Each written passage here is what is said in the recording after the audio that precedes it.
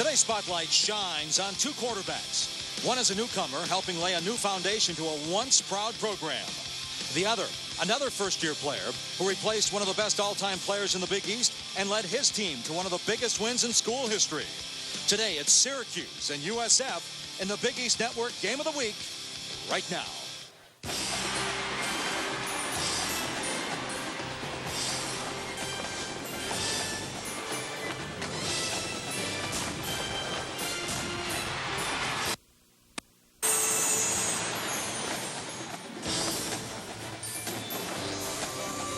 Welcome to the Big East Network Game of the Week, presented by PNC. This afternoon, we're in Syracuse, New York, the home of the Orange. It's the Big East opener for Syracuse and the undefeated Bulls of USF. George Selby, number 95, a two-time All-American defensive end for USF. This afternoon, he'll have his ears pinned back and his eyes focused on the quarterback of Syracuse, number 2, Greg Paulus, a graduate student, but playing quarterback for the first time in his collegiate career.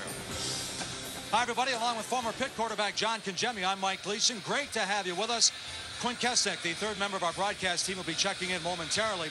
We'll get back to the USF-Syracuse game in just a second. But first, let's get you up to speed with the rest of the Big East Conference. Here we are, noon on Saturday, and it's been already a busy week. Games on Thursday and Friday. Well, the Big East is really playing earlier in the week and getting things done, and I think it's starting to separate in the Big East a little bit, with Cincinnati still undefeated, but Pitt and West Virginia both playing well. And it all started with West Virginia on Thursday night, knocking out Colorado, bouncing back from that loss to Auburn, where they had 6 turnovers, but they had 4 more in the first half against Colorado on Thursday night.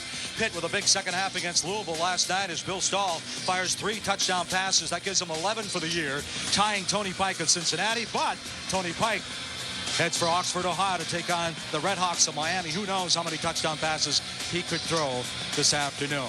Let's get back to that West Virginia game on the Thursday night, John. Yeah, West Virginia home cooking is what the Mountaineers really needed, because Noel Devine was running up and down the field, 220 yards rushing. He had a long of 77 for a touchdown. He had a 10-yard average, so the Mountaineers overcame again 4 turnovers, but at home had enough to win. And Pittsburgh did a great job of bouncing back after that loss at NC State.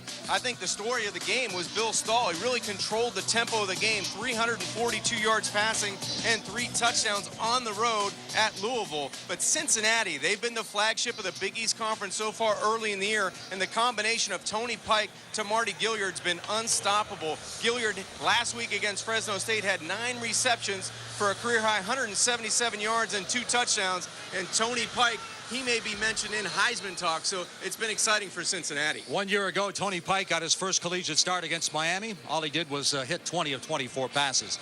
Right now, let's check in with our Big East insider, Quint Kesnick, who spent part of yesterday talking with Bill Stewart, the head coach of West Virginia. Yeah, I got Coach Stewart on the phone yesterday afternoon. He posed a question to me. He said, how often does a team give the ball away 4 times, yet still win? He was basking in his team's perseverance and really pointing to this week of practice. He said, we're bringing out the super glue. We're bringing out everything possible to focus on ball security. The star in his mind was Noel Devine, especially the drive late in the third quarter and the start of the fourth quarter. He felt that cemented the win. And good news for Mountaineer fans, Scooter Berry, their star defensive lineman, will be back in uniform next Saturday here in the Carrier Dome. For Pitt, Dave Wannstedt, I spoke to him this morning. Going into halftime, Pitt was down 10-7. I asked him what changed. He said nothing changed. He said we stayed calm, we stayed composed, and we stopped shooting ourselves in the foot. Talked about his quarterback. He felt that Bill Stahl was most effective throwing deep because he got all sorts of time to throw. And keep in mind, Pitt has only given up 3 sacks all season, and meanwhile, they have generated 23 sacks in 5 games. All right, thanks a lot, Quint. Getting back to our big game now, the Bulls of USF and the Orange of Syracuse.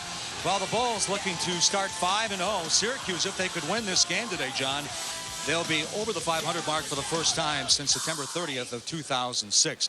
USF goes down to Tallahassee last week and knocks off Florida State. It's amazing not only that they won the game, but B.J. Daniel, he wins in his hometown, and the numbers he posted were phenomenal. Well, the redshirt freshman really didn't look like his first start because he had everything under control in that big win, probably the biggest win in school history at 17-7. He had 341 yards of total offense, 2 touchdowns. He rushed for 126 yards. And Mike, this guy's very big, very athletic. He's a slashing type of runner. and he must let the game come to him in his second start. Don't really push the issue here on the road in the Carrier Dome. Let the game come to him. How about that guy playing quarterback at Syracuse? He used to play point guard. The old guy? Yeah, the old guy. Everybody said he couldn't do it. He's hitting 68% of his passes. Greg Paulus, what a terrific story. After playing point guard for Duke and being really everybody's All-American, comes to Syracuse and does a terrific job of just leading this offense. He's played extremely well. He's made great decisions at the quarterback spot, and he moves around the pocket to keep plays alive. And I think his poise and his determination at the quarterback spot will keep Syracuse in this game. Now, the key for Greg today, really don't get trapped in that pocket. Try to move the pocket, use your snap count to keep those big defensive ends off of him.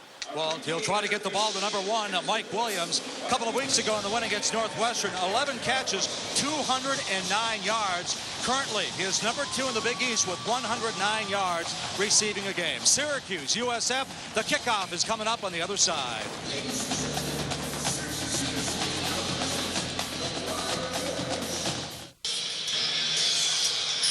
Welcome back inside the Carrier Dome in Syracuse. The Orange and the Bulls are ready to roll. And before we kick this things off, let's go downstairs and check in with Quint, who's standing by with Doug Marrone. Coach, what was the most important thing you told your team before coming out? Well, we just got to relax and play hard today and just play our game. And again, don't push too hard and just play Syracuse football. If there's one trait that's going to get this game won for you, what would that be? Well, I think we have to, put up points offensively, and we have to contain their defense. And then our defense has to play well, and this quarterback's a tremendous talent, and we have to stop him. Thanks, Coach. Great. Thank you. All right, thank you, Quint. John, USF won the toss. They deferred. They'll kick, so Syracuse will have the ball first. I think they want to get that defense out and try to create field position with their defense. And really the uphill battle for the Orange on special teams and on offense is to control the football game and keep that B.J. Daniels explosive offense on the sidelines. Number 32, Eric Schwartz, ready to kick things off for the Bulls, the deep men. You saw him moments ago. Mike Jones back. There's Greg Paulus. He's jacked up and ready to go, getting that right wing loosened up. And here we go. This football game is underway. The Big East opener. Jones at the 15. It's a short kick. He's got some running room. Penalty flags dropped at the 35-yard line. Jones cuts it back. He's still on his feet. Over the 45 and dropped at the 47. A return of 33 yards, but again, penalty flags back at the 35-yard line. Holding. 33 return team. 10-yard penalty from the spot of the foul. First down. Well, the holding penalty goes against Dan Vaughn, backup linebacker for Syracuse. Greg Paulus now, cognizant of those two big defensive ends, taking the field for the first time in the Big East. Well, a different type of game for Greg Paulus. He's going to face a mean pass rush and an aggressive defense, so he'll have to stay within himself. He's doing a great job of making decisions, and I like all the intangibles that Paulus brings to the table at quarterback. So he'll have to use his weapons on the outside, but a good mix of run and pass today. 6 touchdowns, only 4 interceptions, and completing close to 70% of his passes this season. 68%. That's amazing. First play from scrimmage. Twin receivers, top of your screen out of the I formation, and they give it to Devon Carter. He bounces off a couple of would-be tacklers up over the 20, drops at about the 23, 24-yard line. Let's take a look at our impact players brought to you by the United States Marine Corps. And Delone Carter's one of those impact players. Along with Mike Williams, he has a string of 24 straight games with a reception. We just saw Carter on the last carry. He had 4 touchdowns, his first career receiving touchdown last week. And then Doug Hogue on the defensive side, a converted running back. He'll make plays on the defensive side. In the I formation, Williams in motion. Play action. Here comes Paulus looking down the middle. Finds his man Williams up over the 40, 45, driven out of bounds by Mescal Raymond. Penalty flag dropped after a gain of 20. Is Raymond going to get flagged for a late hit? I think so. I think Mike Williams was going down the sideline. 2-yard penalty. First down. Yeah, personal foul, Mike, against the Bulls, and that's going to give the Orange instant field position. Nice play call on the outside by Rob Spence, the offensive coordinator, getting Paulus on the edge, and then the explosiveness of Mike Williams running through, and definitely a personal foul. Williams already out of bounds, probably a good yard and a half when he was hit into the bench. So mistake football early by the Bulls. Mike Owen, the tight end. This is Carter trying to sweep left, cuts it back, and he picks up 2 or 3. Put the ball on the carpet. USF says they've got the football, and they do. First turnover of the ball game. And it's South Florida coming up with the fumble recovery. Quentin Washington, the sophomore cornerback out of Fort Myers, Florida, and Carter doesn't fumble often, but this is a big one for Syracuse. They were moving the chains. Mike, it looked like a hand on the football right there. Might have been 97, Terrell McClain, who came by with the left hand to strip the football away from DeLone Carter, but that was exactly the way they wanted this to start. But they're going to take a look at this and see if Carter's knee was down on the play. Well, Doug Marrone, the head coach at Syracuse, John, saying it's imperative that we come out fast. And as we take a look at it, they did come out fast. They were moving the chains. So they came out with lightning pace, and DeLone Carter had plenty of running room off the left side. Let's see if that knee touches down. There's the first contact on the outside by Washington. Can't tell if the ball's out. No, the ball was out. I think that's a good call by the officials. The knees of DeLone Carter were still off the ground when this ball comes out. A good strip by Terrell McClain right there with the left hand. As you can clearly see, ball out, and the knees were not down, so that play's going to stand. It was a shame, too, because the way they started, they moved the pocket, which we talked about in the open. Get Paulus on the outside. He hit his playmaker on the outside, Mike Williams, with a nice crossing route. And then DeLone Carter had a couple big runs, good rips in that first series. But you can't put the ball on the carpet, and you can call Bill Stewart on the phone or Dave Wanstead on the phone. You can't turn the football over in conference games, in Big East games, anytime, really, but especially at home here. After further review, the play stands as called. First down, South Florida. Now, Tom Tomczyk, the referee here this afternoon, part of the Big East officiating crew. Have a look at it. Just 10 fumbles, only 3 lost fumbles. This is their 4th lost fumble of the season. Yeah, it was a good effort on the outside. They get what they want out of the sweep play, but a good strip of the football, again by McClain, and that'll give the Bulls the football. Great field position, too, at the 39-yard line. B.J. Daniel drops the football on the carpet. Syracuse has it back. Look who gets it. Big number 97, Arthur Jones. Earlier this week, John, they thought he might not play because of a leg injury. He comes up with a big turnover. Center quarterback exchange for the young quarterback in his second start. First play of the game. That's not how you want to start on the road. Couldn't tell if that ball got up to B.J. Daniels' hands, but you don't want to lay it on the carpet when you get instant field position and you gift wrap it right back to Syracuse. Look like any time that you're going to have a trap play, that center goes away from you, you really, as a quarterback, have to ride that exchange. Switch directions once again, and the handoff. Carter covers up that football, puts his head down inside the 30-yard line. Gain of 10 for DeLone Carter out of Ohio. Nate Allen making the stop. Wow, Syracuse looked good running the football. Big lanes, huge gaps in the middle of that South Florida defense. Last week against Maine, you saw the numbers, 4 touchdowns, 3 rushing, and his first collegiate receiving touchdown. So Carter picking up where he left off. A couple positive plays after the fumble. 713 yards as a rookie his freshman year. 2 years ago. There's a little pump fake. Paulus feeling the pressure, and he gets it off. He throws it out of bounds. That was number 97, Terrell McClain, the nose tackle, coming in, putting on the pressure. Well, I like the play call by Rob Spence, the offensive coordinator. Second and short, they try to pump that outside X receiver screen to Mike Williams, try to draw that secondary up, and then get the big play out of the backfield by Michael Jones on the wheel route. Paulus didn't like what he saw and made a very positive play out of something that could have been disastrous. Just throws the football away. Now they come back with 3rd and short. 3rd and 1, 20% conversions on 3rd down. USF giving up only 19%. So it's going to be interesting. Paulus completes it to Catalina, and they move the chains to pick up the 1st down. Let's go back downstairs with Quint Kesnick. Quint? Mike, when you think about Greg Paulus as a point guard, one thing in basketball you can't do is throw the ball out of bounds. That's a turnover, but he's learning to throw the ball away on the football field, and that 2nd down play was a great example of his maturity, just throwing the ball towards the sideline, learning to live another day, and then convert the 3rd down. Well, Quint, it's a good point. John Kettering brought that up in our meeting yesterday.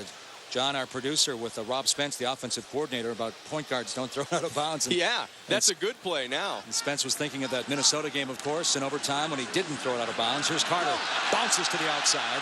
Carter, penalty flag drop.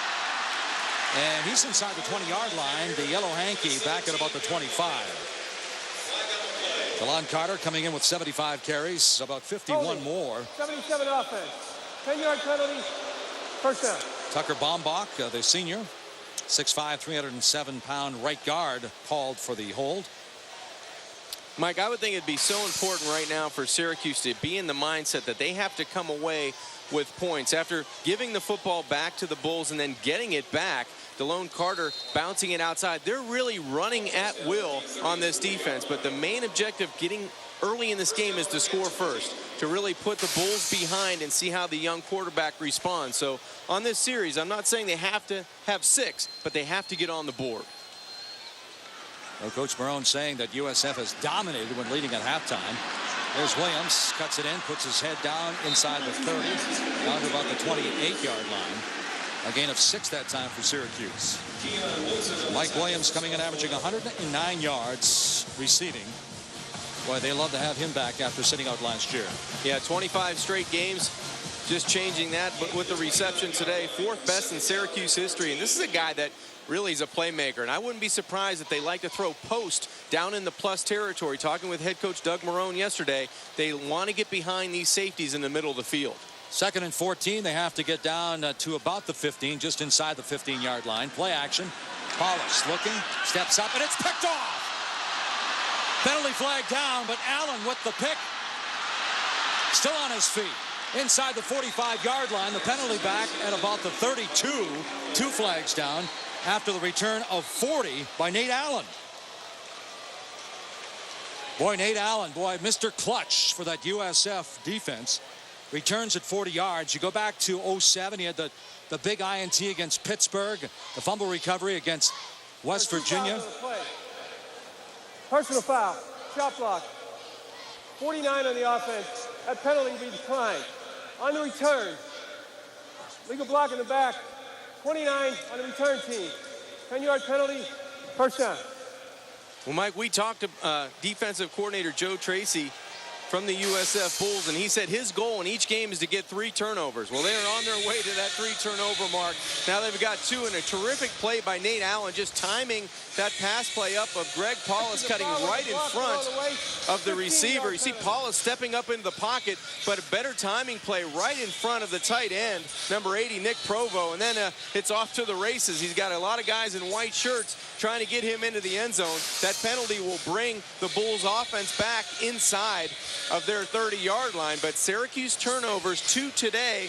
They're +3 coming in, but you can't turn the football over, especially when you get the football on a turnover in the plus territory.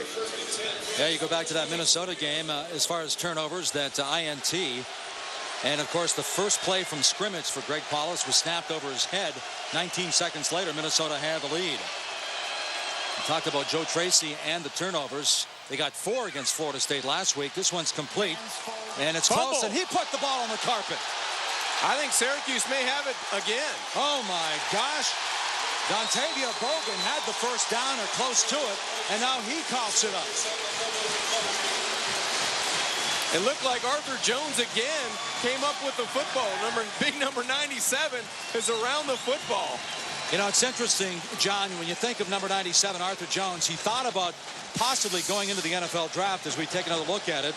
Well, this was one heck of a hit from the secondary coming up. It looked like 35, Mike Holmes, comes in from that free safety position and just jars the football loose. Look at this big hit.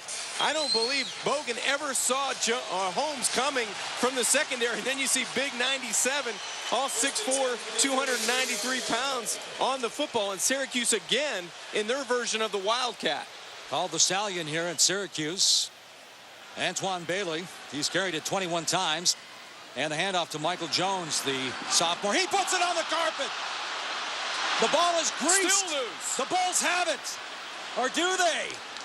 I think they South had 2 or 3 opportunities, and the Bulls have it back. Oh, my gosh. I mean, I thought the ball looked slippery Thursday night in that West Virginia game. It looked like Jerome Murphy from the secondary comes up, and Doug Marrone is not happy on the orange sideline. I can tell you that. 4 minutes and 10 seconds into the ball game, we turned it over 5 times. It looked like 11 in white. Joseph strips the football, and nobody could get on it either for Syracuse or for South Florida. There you see the right hand right there coming in to strip the football. A good defensive play by the Bulls, and they get the football back, but can they hold it? Sabbath Joseph forced 2 fumbles against Florida State in Tallahassee last Saturday. Here we go out of the shotgun. Mo Plancher, he's hit, and Syracuse going after the football once again. And that's a successful play for the Bulls right now. They've held on to the football. 5 combined turnovers in the first 4 minutes and 10 seconds. So I know Jim Leavitt is at ease right now, and the offensive coordinator, Mike Canales, is at ease because they retain the football for a second down. Jim Leavitt, the only coach the Bulls have known. Bogan in motion to the top of your screen.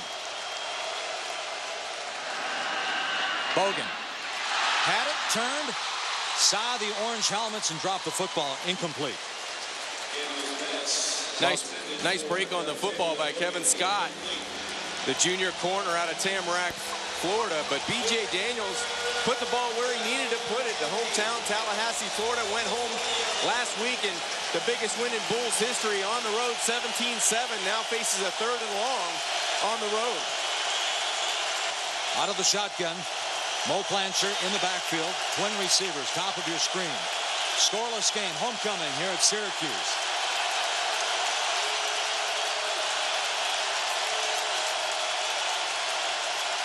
Here comes the rush. He steps up, fires. It's complete. A.J. Love, first down Bulls, and they're on the move. A gain of 17. As A.J. Love pulls in his 10th catch. Boy, what a nice throw. High end zone look at this. You're going to see it all as the quarterback sees it. Just a rope to the wide side of the field, and he threads the needle out to A.J. Love, now with 10 receptions on the year, but a nice strong throw by B.J. Daniels. Daniels, Mike Ford gets the call. Sutter steps inside the 40-yard line, picks up about 4 on the play. Let's take a look at our impact players, brought to you by the United States Marine Corps. Well, it all starts on defense for the impact players. George Salvi and Keon Wilson. Salvi, everybody's All-American, and Wilson leads the team with 22 tackles. But Carlton Mitchell, he's the big play guy on the outside. Already this season, he has 2 receptions of plus 50 yards and 1 of 65. 2nd and 6 for the Bulls. Number 7, B.J. Daniels, said last week's game was not about him. It was about the Bulls, but he said nobody listened, obviously. As he got all the accolades. Ford puts his head down and picks up 1, maybe 2. The starting lineups for the Bulls of South Florida on the top of your screen, just above the scoreboard there. Mike Ford, 12 rushing touchdowns as a freshman, just coming back off of suspension. 14 carries now so far here in the fall of 2009. 3rd down for the Bulls. They're at 49% this year.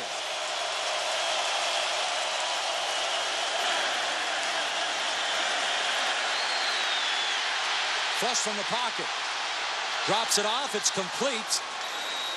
And it's pulled in by Carlton Mitchell, the leading receiver on this Bull team. A gain of 5 that time, and it moves the chains. Good enough for the first down. Well, so far in this game, Mike, both of these quarterbacks have shown the ability to really stay cool under duress. Good job by Syracuse forcing and closing the pocket down, but B.J. Daniels has the ability to escape with his speed to the outside, but still has his head downfield and is aware of where his receivers are, and Mitchell makes a big 3rd down conversion. Mike Ford remains in the backfield with B.J. Daniels. Ford gets the call, spins, still on his feet, and stumbles forward close to the 25-yard line. Let's go downstairs with Quint. Mike, yesterday when we spent time with Scott Schaefer, the defensive coordinator here at Syracuse, and I asked him about B.J. Daniels. He said we have to cage him, contain him, and keep him in the pocket. He said he can turn a 4-second play into a 12-second play, and that's what you just saw on that last 3rd down conversion. Yeah, and also, Quint, they really wanted to take the running ability away from Daniels and make somebody else beat them defense or on the ground, and that's exactly what they're doing. We haven't seen B.J. Daniels run it effectively, but he's done a nice job of getting out of the pocket. Boy, if he does get to the outside, boy, he cuts on a dime, though. There's Mike Ford, little delay. Ford on his feet, inside 10, 5, touchdown, USF. 26 yards, Mike Ford, his second of the season. Well, Mike, it's pick your poison for USF when you're deciding who you want to run the football. If you're going to try to take away B.J. Daniels' running ability, you still have to deal with a big back and a strong back in number 26, Mike Ford. He breaks 2 or 3 tackles, and at his size, 6'2", 225, he's going to break most arm tackles, and he gets in for the touchdown. Looked like he did his freshman season, huh? Yes, he did. Healthy. 8 plays, 62 yards. Eric Schwartz on for the extra point. And it's good. 7 minutes and 8 seconds to go in the first quarter here from Syracuse. The Bulls on top. They score because they finally held on to the football. We've seen 5, count them, 5 fumbles here in the first quarter in this Big East opener. Back in the Carrier Dome after this 7-0 Bulls on top of the Orange.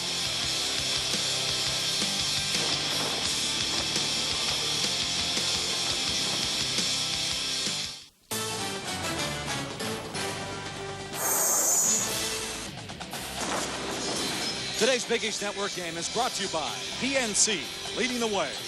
Polaris, see the hardest working, smoothest riding off-road vehicle now at your local dealer. The Principal Financial Group will give you an edge. And by the Charleston Classic, November 19th through the 22nd in historic Charleston, South Carolina. Outside the Carrier Dome, Marshall Street, selling the t-shirts and the sweatshirts, the Syracuse fans at Homecoming 2009.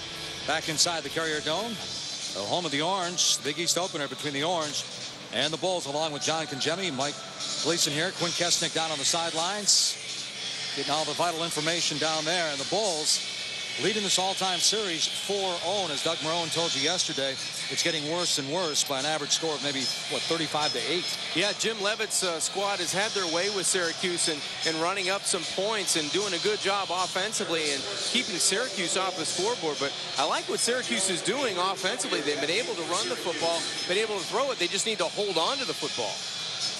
And that has not been easy to do here this afternoon. 5 turnovers in the game, 3 possessions for Syracuse, and they turned it over all 3 times. And they've been able to move the football just as the Bulls did last series.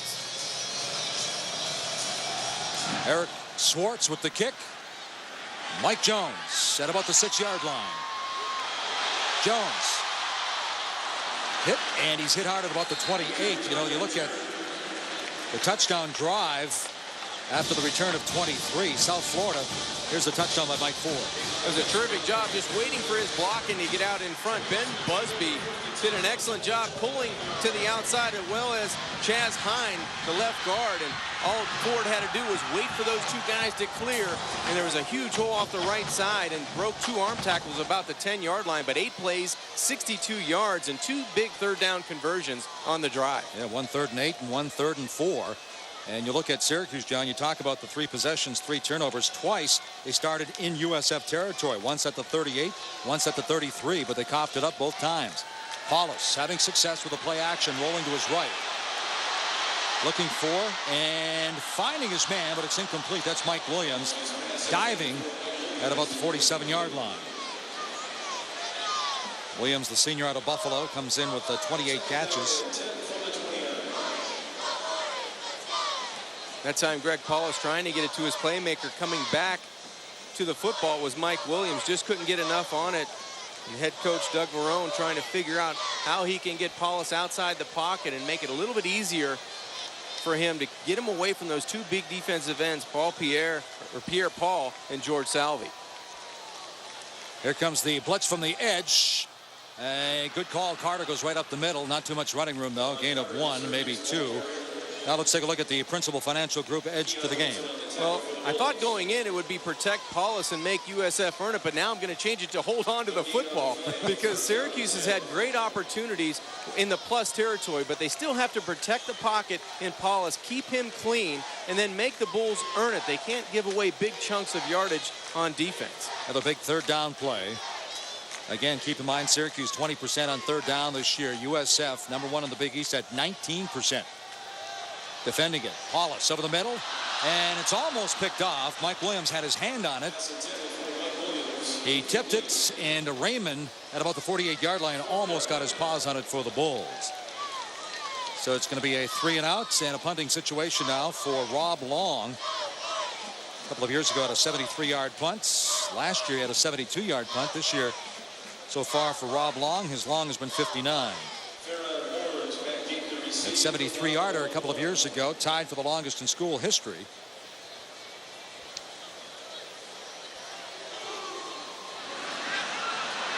It's a high punt, and it's going to be out of bounds. Depending where they spot the ball, it should be inside the 40-yard line. We're going to take a timeout. The redshirt freshman B.J. Daniels, big game in Tallahassee last week, on top of the scoreboard this week in his first Big East Conference game.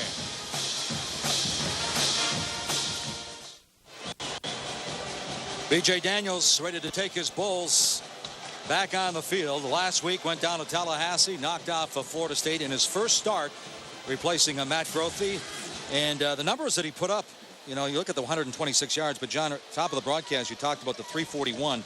That was 53 more than Florida State had as a team. It was just huge plays, and they took advantage of what Florida State gave them, either by earning it or by Florida State's mistakes. Regardless, he had a productive day coming back home, and really the biggest win in USF history. Again, the numbers only completed 8, but those 8 went for 215 yards. Play action. Daniels comes near side. A.J. Love hit hard by number 32, Doug Hogue, but not before picking up 9.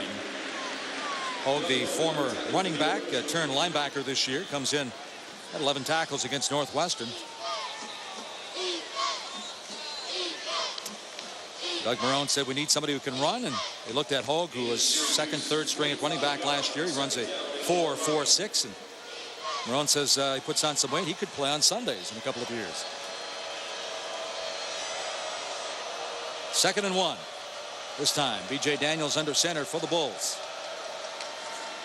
Mo Plancher, little stutter step, got the first down, still on his feet, down to the 35. Gain of 10, and we go downstairs to Quinn. Mike, B.J. Daniels starting for Matt Grothe, whose consecutive streak of 41 games was snapped last week. He's going to undergo surgery on Wednesday. I talked to him at length during warm-ups. He looks like an assistant coach today in the polo shirt, the hat, and the slacks. His biggest keys to B.J. today were stay humble, play your game. He felt that B.J. was a little too jacked up last week against Florida State, but have fun. And that's one thing Matt Grothe was always able to do, have fun on the football field.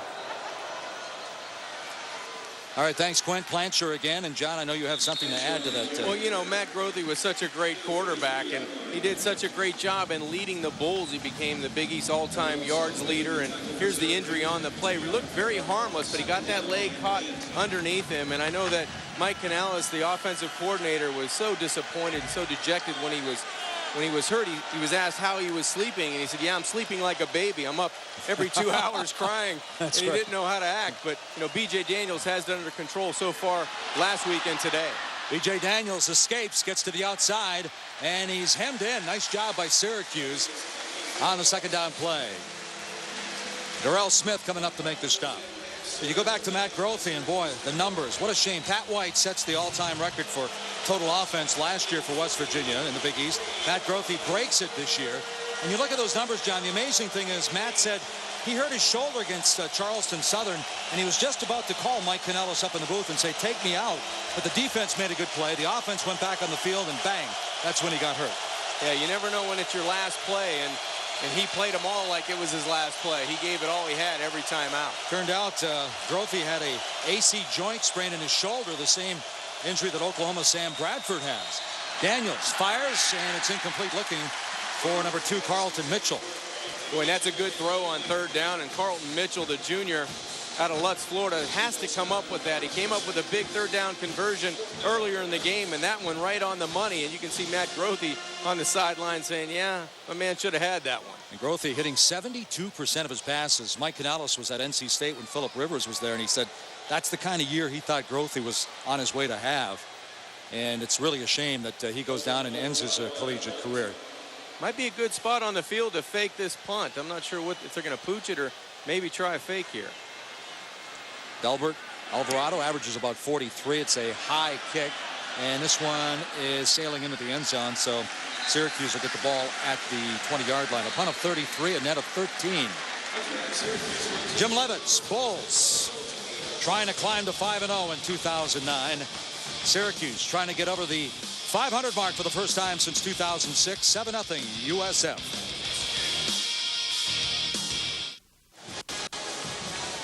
Welcome back inside the Carrier Dome. Greg Paul is heading back out on the field after playing point guard at Duke for 4 years. He talked to us about his transition back into football.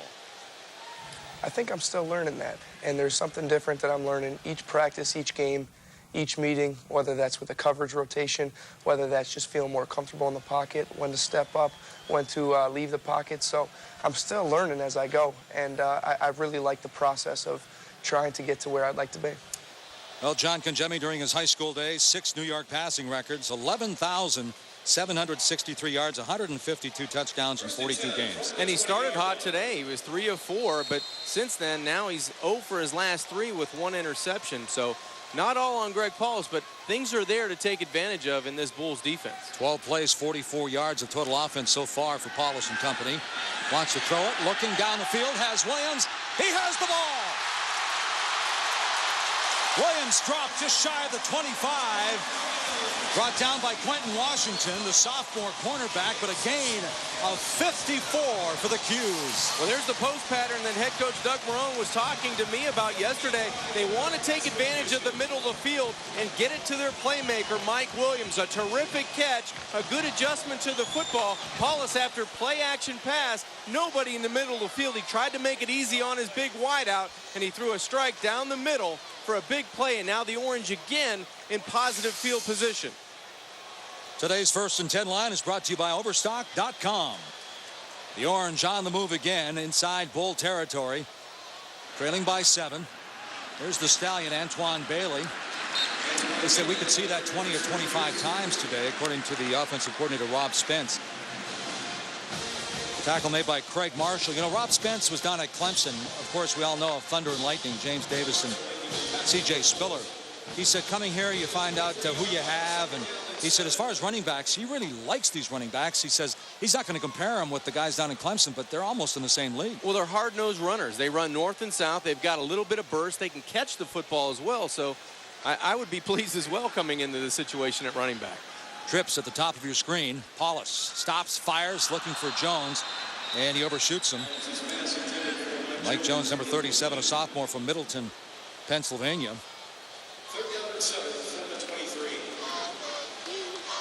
So Greg Paulus, we mentioned 44 yards and 12 plays coming into this drive.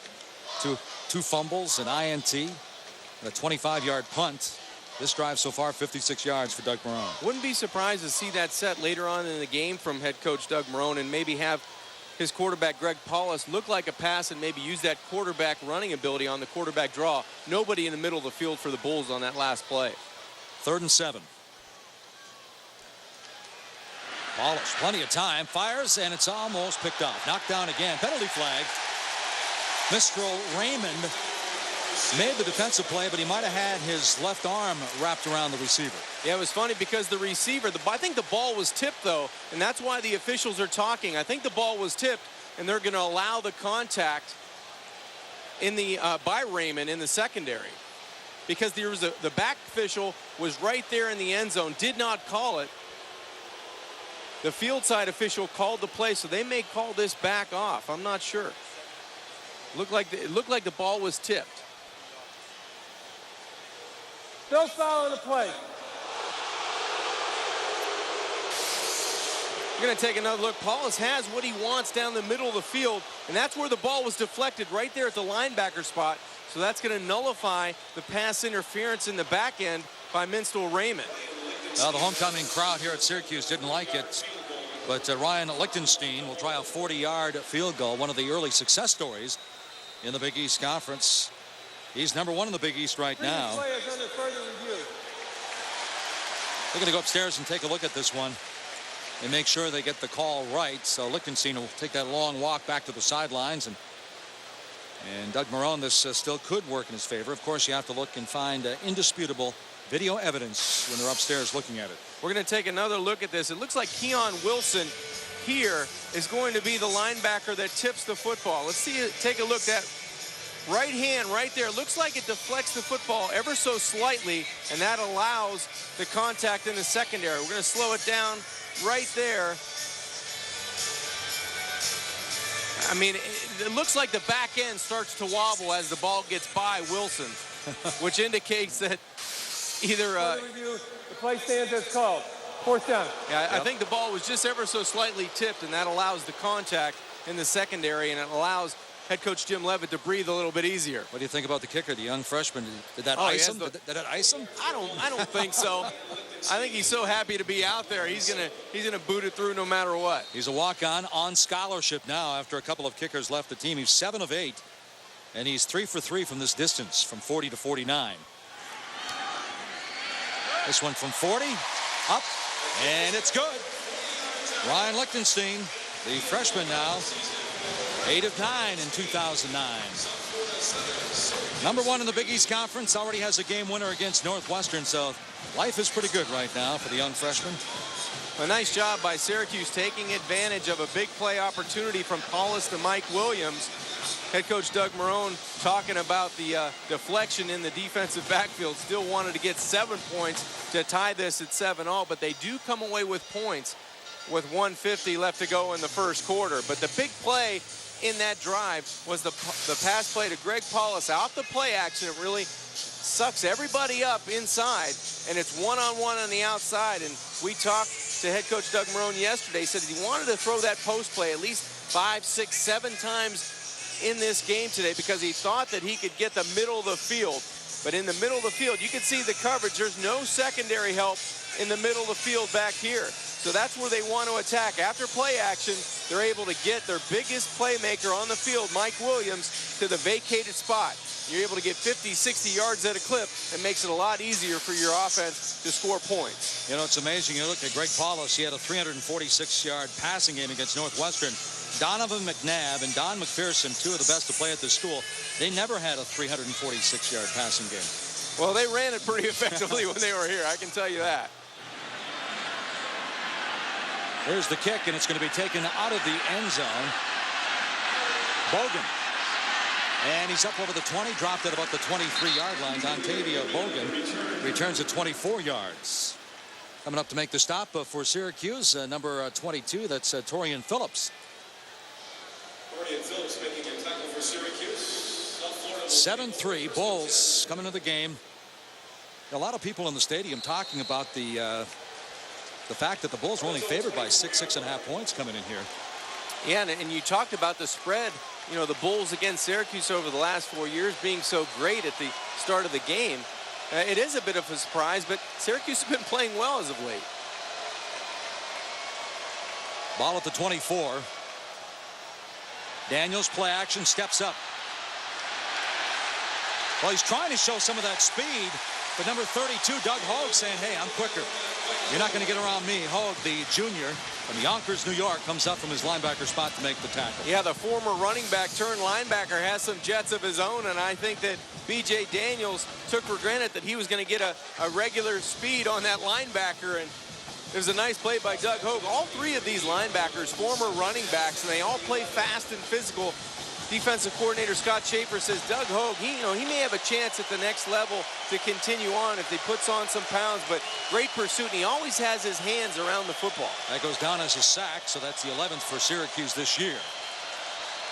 Daniels rolls out of the pocket, fires a missile down the field, and a great defensive play. There's number 26 down there. That's Kevin Scott, the junior from your alma mater, St. Thomas Aquinas. Yeah, St. Thomas Aquinas High School, a junior out of Tamarack, Florida, making a nice play on the football. That was a good throw by B.J. Daniels. He gets out of the pocket. He just needed to put a little bit more air under this football and let his receiver go, but a good play on the football by Scott. And now a big third down situation defensively for the Orange. Bulls, 2 of 3 on third down so far here this afternoon in the Dome. I mentioned earlier in the broadcast, 49% on the year.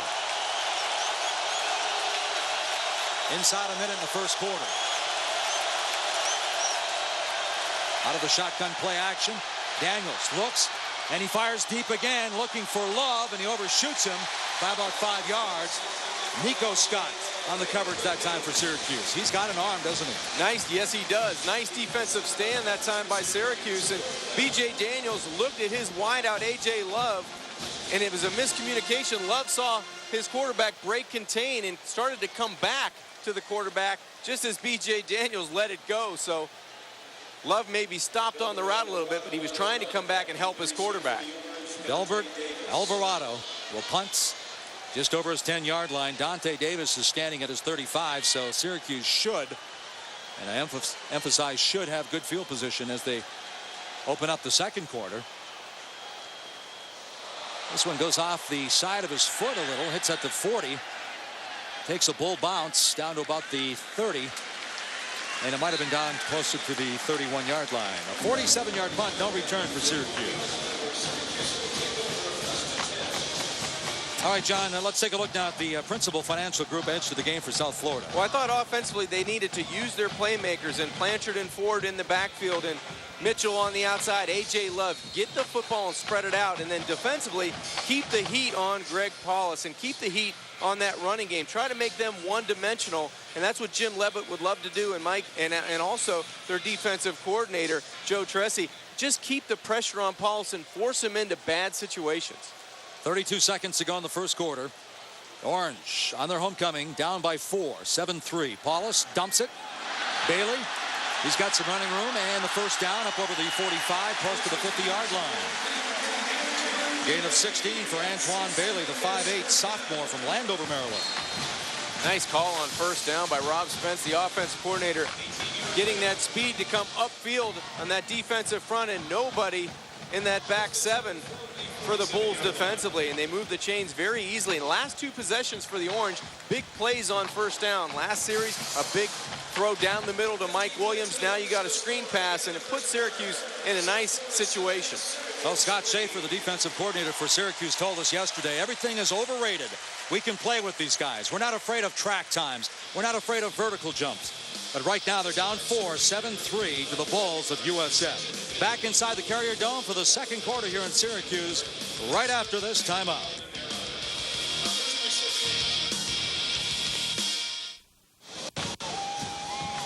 Welcome back inside the Carrier Dome. 7-3 Bulls on top of the Orange. Mike Gleason, John Congemi, Quinn Kesnick.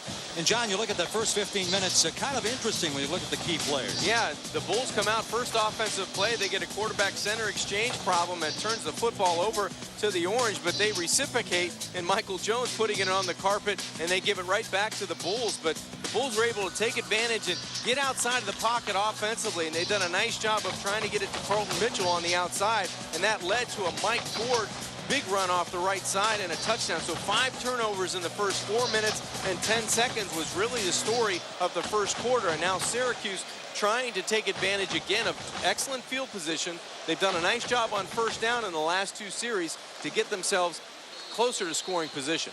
And you look at the numbers. I said an interesting first 15 minutes. Both head coaches probably had a different word. Yeah. I mean, 5 turnovers in 4 minutes and 10 seconds. The first 4-10. Here we go. The second 15 minutes now. Paulus at the controls for Syracuse. Out of the shotgun. Averaging about 230 passing yards a game. Just shy of 100 yards rushing. Paulus, here comes the rush. Fires, has his man. Marcus Sales. First down, Syracuse. Young sophomore from Christian Brothers Academy. A gain of 10 on the play. Nice read by Greg Paulus because the Bulls tried to bring some heat. And the most interesting thing so far through the first 15 minutes and early into the second quarter is really haven't mentioned George Salvi's name or Jason Pierre-Paul. The pressure inside by McLean and Harris. Syracuse has neutralized the big front 4 of the Bulls, and that's been a big story of them really having control of the football. Yeah, I'm glad you brought that up. Doug Marrone said he'd kick himself if the defensive ends beat them because they've worked so hard to make sure that didn't happen. Paulus keeps the ball inside the 40-yard line. We're inside the Carrier Dome in Syracuse. It's homecoming 2009 for the Orange as the Orange take on the Bulls of USF, along with John Congemi, Quinn Kesnick, Mike Gleason here. Great to have you with us on the Big East Network Game of the Week. Mike, this might be another opportunity, just as Doug Marrone would like to take advantage of the middle of the field to try to get his playmaker up at the top of the screen. Mike Williams a chance at that post pattern again. Try to make a big play. He's up at the top of the screen there. Try to make a big play on second down here. Paulus again, the quarterback draw. Not afraid to get hit. Comes up and Mr. Raymond lowers the boom. Raymond's a good hitter. We talked about his athleticism and his leadership. He's getting those guys to the line of scrimmage quickly to try to snap the football. And picks up the first down on a quick snap. May have called timeout. The Bulls may have called timeout before that ball was snapped. Timeout, South Florida. Well, good call, John. That leaves them with 2. Jim Leavitt, 91-52. Greg Paulus, his first Big East game, and he talked to us about facing the Bulls of South Florida. Well, they do a lot of things really well defensively. The speed and athleticism that they have at all positions. It's not just keyed in on one area. It's the D-line, the linebackers, the secondary. From what I've seen on film, you know, they cover so much ground in such a short period of time. So where you might think there's a window you can fit a ball in, you know, they close it so fast. So put a little bit more to the outside. You know, try to anticipate that. Try to anticipate the speed. They rush the quarterback, and they really put good pressure on. You know, chasing in, trying to keep him in the pocket. They make plays everywhere. So these are the things that we need to be aware of, anticipate, and do a really good job of taking care of the ball and moving the chains. Well, Greg Paulus, the quarterback, his proud parents in the stands. Of course, he's from Syracuse, leading Christian Brothers Academy to a 2004 state championship. Right here in this building, DeLon Carter bounces off the line of scrimmage and leans forward, gets the first down, and they're pretty darn close. Nice second effort by number 3. Boy, terrific hard running. And you mentioned Rob Spence liking these running backs to the Clemson pair of Thunder and Lightning. That time it was Thunder and Lightning in one run because he was stopped right at the line of scrimmage, and now the officials are going to bring the chains out to see if indeed he had enough for the first down. So a nice job on third down and short by DeLon Carter. You see Coach Schaefer up there in the booth, the defensive coordinator. Rob Spence, of course, at Clemson for the last couple of years. And a nice round of applause for the Orange as DeLon Carter picks up the first down. Rob Spence right there. And Doug Marrone. You know, it's funny, Rob Spence, talking about Rob Spence, it's amazing how before Paulus even came onto the picture, I'll finish the story right after this play, but before he came onto the picture, he told Doug Marrone, he said, we need a point guard to run this offense. And I don't know if you believe in destiny or not. There's some razzle-dazzle. The first man is Carter. Picks up a couple. And lo and behold, who shows up on his doorstep but a point guard? Well, he ended up getting somebody that could make those split-second decisions and see the entire field just like a point guard would see the entire court. So, you know, he has a quarterback. He has a heady quarterback, and he likes to take chances, but he knows the risk limitations that Doug Marrone has put on that position. But it allows him to be himself, and I think as the season grows on, you're going to see Greg Paulus grow into a fine quarterback. Doug Marrone, kind of tongue-in-cheek, said, okay, we'll see if your theory works. That's right. You've got your point guard. Let's see if it works. All right, now they trail by 4, 7-3. Paulus drops back, fires. He finds his man. That's the freshman, Lemon. And Lemon moves the chains. Another first down. Alec Lemon set the Maryland State record last year with over 1,600 yards. Keon Wilson comes up to make the stop for USF. Syracuse in control of this second quarter so far. They're doing a nice job of spreading the football out, mixing the run and pass, and not allowing those defensive ends for South Florida to pin their ears back and come and collapse that pocket. A lot of screens, a lot of misdirections, some snap count changes. Paul is doing an excellent job of running this offense.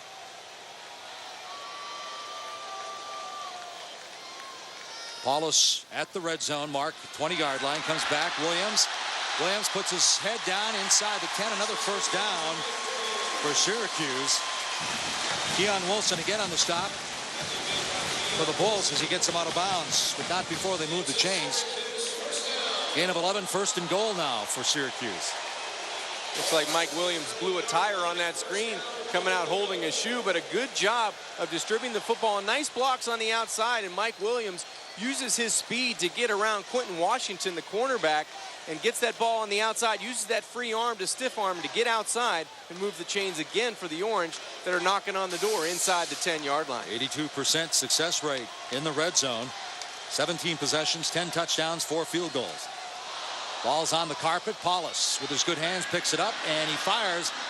Catalina was the intended receiver. He was going down. George Selvey was in his face. I'm not sure, was he looking for him or just trying to get rid of the ball? No, he was trying to get rid of it, but he was on the right hash and he had no receivers to the right side of the field. So in order not to take that sack, he had to throw it about 45 yards to get it out of bounds. So he tried to get the football out of bounds. It was a low snap from center, but he did a good job of controlling the football, getting it, and then getting rid of it before Salvi could make the sack.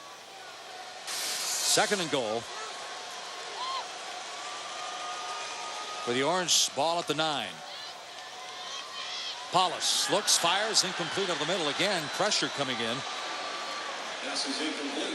Mike Williams had an inside route and he ran right into Chris Robinson, number 49, the senior linebacker. He did a good job of holding his ground, and now USF in back-to-back plays trying to bow their backs up and keep the Orange out of the end zone. Might turn into a jump ball outside with Mike Williams on 3rd down. I might want to take my chances of having him go up and try to get the football. 11th play of the drive started back at their own 31-yard line. 7-3.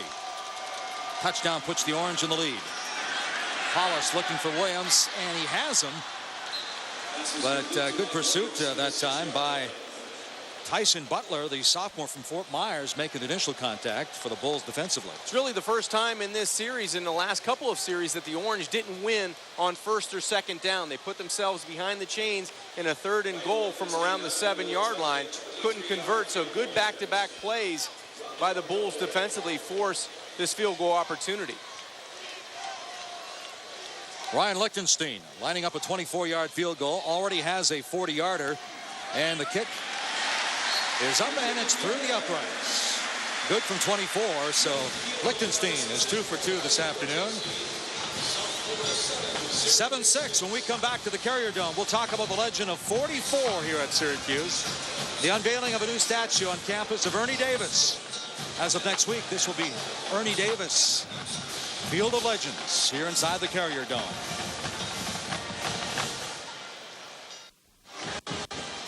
And welcome back inside the Carrier Dome. 10:09 to go before halftime. 7-6 Bulls holding on to the 1-point lead. And the memories that number 44 stirs up here at Syracuse. All season long, Champion Apparel will be showcasing the tradition and history of the Big East Conference. And today we take a look at the players that wore that number 44. And there's been some great players here donning that number 44 on their chest. Of course, Jim Brown, Ernie Davis, Floyd Little, and the list goes on and on. And you see 11 players, John, have worn number 44 since 1954. I'll take any one of those 3 on my team. I'll take any one of them. You're right. And it's such a great history here at Syracuse University with not only the tradition academically, but you know, football. I mean, it just goes back to those 3 guys, Jim Brown, Ernie Davis, and Floyd Little. And you start those traditional teams, and you go back of the teams of the late 80s and the teams of the late 90s, and you know, all the wins and all the bowl success, but it all started with the legend of 44. And that 1959 national championship team led by Ernie Davis is being honored here at the Dome this afternoon. It's funny, Doug Marrone, first week of summer practice, he distributed books about that 59 Syracuse team to every player. Good for him. Bogan again at the 6. Bogan up over the 30. Bogan 40. Dropped at about the 43-yard line. Nice return by Dontavia Bogan. 37 yards for the Bulls. Finally making the stop is Mike Stensler. It looked like Bogan was going to go just for an average return, and he's able to hit it into overdrive right about the 20-yard line. Nice blocking on the special teams by the Bulls. He actually splits 2 defenders there and gets the football close to the 44-yard line. So instant field position for B.J. Daniels and the rest of the offense for South Florida. Daniels gives it to Mo Plancher. Nowhere to go. There's number 97 again, Arthur Jones. You know, I started a story earlier in the broadcast about Doug Marrone on Jones thinking about the NFL. He said to Jones, I will not tell you my opinion unless you ask, and if you ask, I'll tell you the truth. I'll get in touch with 4 or 5 NFL GMs. When you feel the time is right, we'll sit down, I'll clear my schedule, and make the call. I think that's pretty classy. I think it's great. He just made the best offensive lineman for the Bulls, Samson Genius, whiff at the line of scrimmage. Daniels, here comes number 97. In pursuit, Daniels turns it up, and he pays the price. Wow, there's a penalty flag coming down late. Gain of 3 on the play, but John, one thing Syracuse has been doing. Foul, face mask, 51 defense, 15-yard penalty, first down. Putting helmets on the ball, but that time they grabbed the face mask. That's the infraction. Well, it's an attack defense that defensive coordinator Scott Schaefer has put in, and the kids like to think they're in attack mode all the time, and that time they made a really good play. They botched the screen play to the wide side, but it looked like Andrew Lewis in his pursuit of B.J. Daniels may get the face mask right here. The left arm that extends looks like it turns and gets the face mask right there. That's a good call. It's a good aggressive play defensively, but you can't go around the head and especially grab the face mask. Puts the ball on the 41 of Syracuse. Blanchard inside the 40. Gain of 2 on the play for the Bulls. Old Blanchard, the leading ground gainer this year, came in with 42 carries, about 30 more than Mike Ford. But keep in mind that Ford has missed a couple of games because of a suspension. But you remember Blanchard when he was a freshman too. He was the leading rusher, got the start after his 4th carry. He blew out an ACL.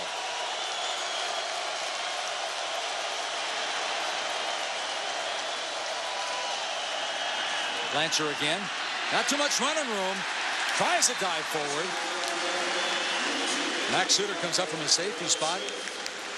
Puts the finishing touch. No gain. Gets back to the line of scrimmage. The Orange right now turning the tide on that defensive front, winning the battle at the line of scrimmage, and it looked like Big Arthur Jones, 97, coming out of the game, hobbling a little bit, but he's been the main guy in the middle of that defense for the Orange. And now a huge 3rd down stand. See what B.J. Daniels has in store for that Bulls offense. 2 for 4 on 3rd down. Daniels looking down the near sidelines, and it's complete or out of bounds. It's out of bounds. Going up and make the catch was Patrick Richardson, the sophomore from Pensacola. It would have been his 4th this year, but he ran out of real estate. Yeah, he didn't give his quarterback enough room on that wheel route to fit the football in, and a nice defensive play by number 28, Nico Scott, just riding Richardson out of bounds. No room for the quarterback to fit the ball in on that wheel route, and South Florida will line up in punting formation. Alvarado kicking into Orange territory. The last time was a net 13. Tries to keep this one in bounds. Dante Davis calls for the fair catch, gets out of the way, and it goes into the end zone. Dante Davis gets the bounce that time, a kick of 39, a net of 19 that time for Delbert Alvarado. 7:34 to go. Orange 80 yards away from taking the lead here on homecoming in 2009.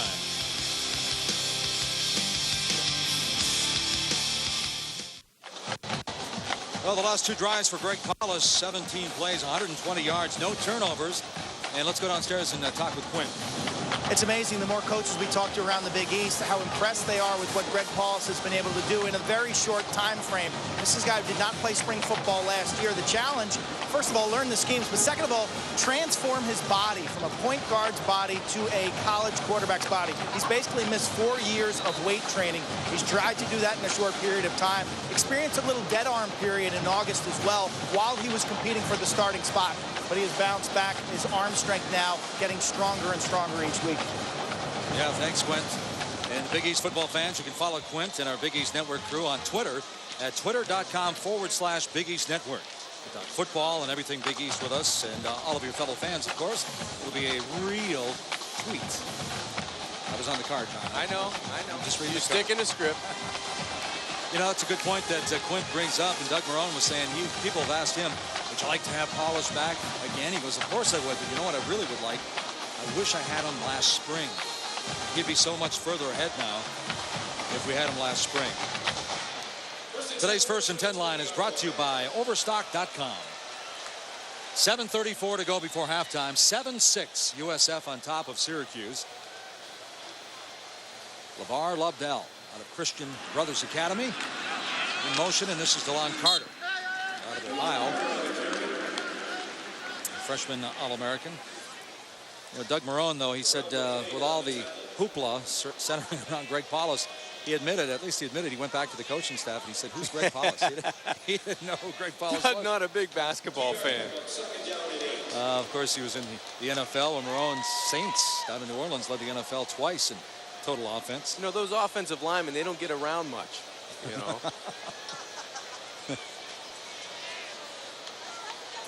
Paulus over the middle. This one's picked off.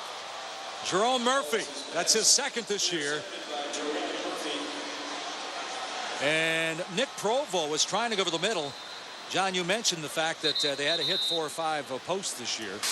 Provo just coming off an injury, and he's down again on the field. Well, it looked like Paulus was anticipating Mike Williams to get into that window. It was in between a post and a quick slant. And it looked like Mike Williams backed off of the route just as Paulus was stepping into the throw. And that led the football right to Jerome Murphy, who gladly accepted it. And you can see Paulus's dejection in that offensive backfield, thinking he thought Mike Williams was going to sprint through that window. He is anticipating throwing. The ball's gone, and it looked like Williams backed off of the route.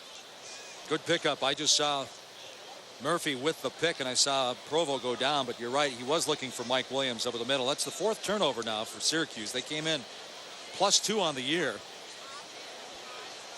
Let's hope Nick Provo's okay, because it looked like he just got the knee run into on the roll by Murphy. That's Murphy here. He just ducks down, and that leg was extended, and he gets upended and immediately goes and grabs that left knee. Provo averaging 14 yards a catch this year. Missed a couple of games because after being injured in that Minnesota opener. Well, if I'm South Florida here coming out, I might go play action and try to use B.J. Daniels either on the edge or throwing the football, because Syracuse has had the answer to the running attack so far. So now there's 6 turnovers in the game. Daniels fires. Mitchell, top of your screen, a good pursuit. And Kevin Scott comes up to finish him off. Mike Holmes, the safety, making initial contact on the coverage. Holmes bounced from corner to safety last year, and Scott Schaefer said he is much more at home at safety now. Well, he's a football player, and I knew that a couple years ago when he was a freshman, making plays on special teams. And I like the way Syracuse is attacking the football. They're running around and playing aggressive defense, and that's what defensive coordinator Scott Schaefer loves to see. Mike Ford in the backfield now with B.J. Daniels. 2nd and 7. Daniels steps up, fires, looks, finds, touchdown, Carlton Mitchell. 33 yards, his 2nd this year. For the junior from Lutz, Florida. Well, the redshirt freshman at quarterback is growing up in a hurry. Watch him step up and let the pressure go right by him. He eludes it and just had a knack for getting up into that pocket. He knew nobody was down in center field. And Kevin Scott was beaten on the post pattern by Carlton Mitchell. We talked about him being an impact player and a big-time yardage gainer on the outside as they tack on the extra point to make it 14-6 Bulls. But a great job by B.J. Daniels finding his weapon on the outside. And how about, John, that pocket presence? It's hard to teach that, isn't it? You don't teach this. This is instincts, and you just have to feel the pressure, step up, deliver the football, and good things happen to you.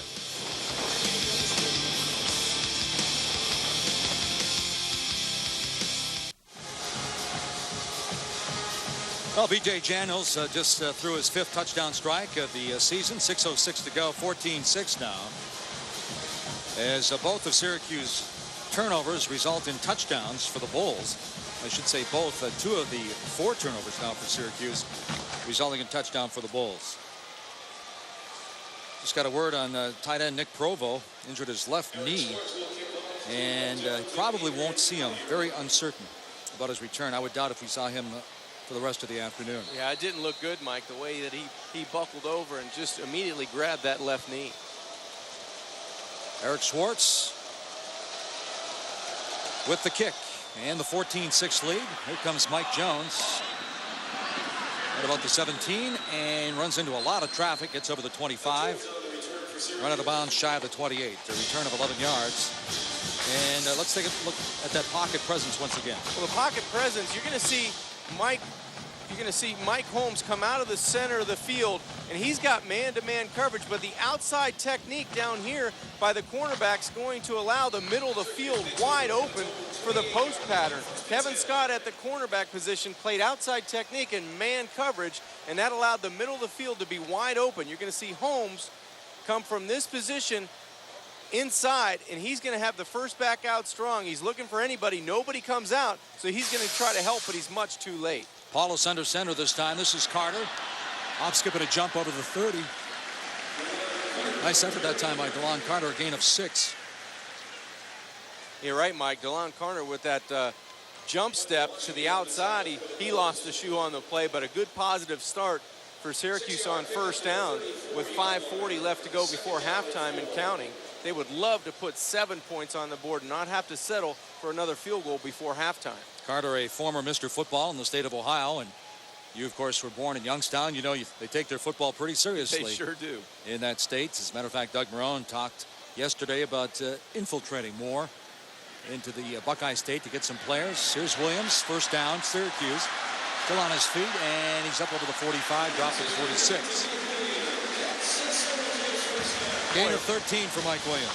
Mike, really good read by Greg Paulus on the play. He had a swing pass to the wide side. He let the backer just expand with the swing pass, and that allowed Mike Williams just run a 10-yard stop. He turns around, gets the ball right on the #1 number in the middle of his chest, and then he goes and makes a couple more yards. So nice decision and good timing by Greg Paulus. I mentioned Williams averaging 109 yards a game. That's 6 catches for 106 already here this afternoon. We still have 4:47 to go before halftime. Paulus keeps it himself. He had Lemon, the freshman, running down the middle of the field.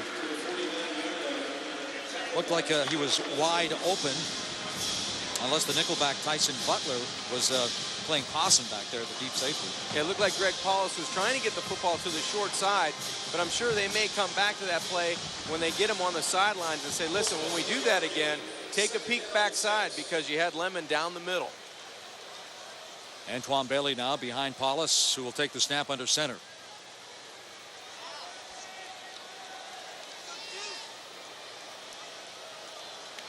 Paulus. Good drop play, Bailey. And he moves the chains. Another first down for Syracuse. It was 7 that time. Nate Allen coming up from the free safety spot to make the stop. Boy, good job of running and a great job by this offensive line. Tucker Bombeck at that right guard and Jim McKenzie at center and Ryan Bartholomew at left guard do a great job of really vacating the Bulls in the middle of that defense. And we've talked about this front seven being so tough. We haven't talked much about them. 3:34 remaining before halftime. Bailey takes the pitch, turns it up, and he's dropped at about the 40. We're inside the Carrier Dome in Syracuse. Great to have you with us for the Big East Network Game of the Week, along with John Congemi, Quinn Kesnick. I'm Mike Gleason. As the Bulls, you see the numbers there, they lead the series 4-0. And Doug Marrone said this is the one team in the Big East that has been a lopsided score over the last 4 years, probably an average of 35-8 and getting worse. But I remember Evan Royster of Penn State, after Penn State played the Syracuse team, he said, those aren't the same guys we played last year. No, and the good thing about Syracuse, after all the turnovers, they're only down 14-6. They're one play away from getting right back in this game. Paulus looks, and he had his man, Catalina, the junior from Roughdale, Pennsylvania. And I think he wanted to run with that football before he had it under control. He drops it incomplete, so 3rd and 8 now for Syracuse. That was a good job by Keon Wilson, the linebacker, the senior out of Jacksonville, Florida, staying home. And this guy, you want to talk about tough, he had a groin injury last week going into the Florida State game. He's played through it that week and now today. In the right hand, he injured against Florida State. 25 stitches in that hand and didn't bat an eye. So this is a guy that, you know, you're going to have to drag him off the field And you can see his numbers on the season, 1 forced fumble, but he's a heart and soul of that defense from that linebacker spot. Yeah, Joe Tracy, the defensive coordinator, thought he was done for the day, and he came back after getting those 25 stitches and said, "I'm ready to go, coach." And so Tracy called his name. Everybody looked at Tracy like he was crazy. Yeah. 14-6 coming up on the Big East Network halftime report. Greg Paulus will sit down with John during Jemmy's Corner. And Quint visits the Syracuse world-renowned School of Public Communications. And, of course, we'll break down the Orange offense in this week's Big East Breakdown. Scores and highlights.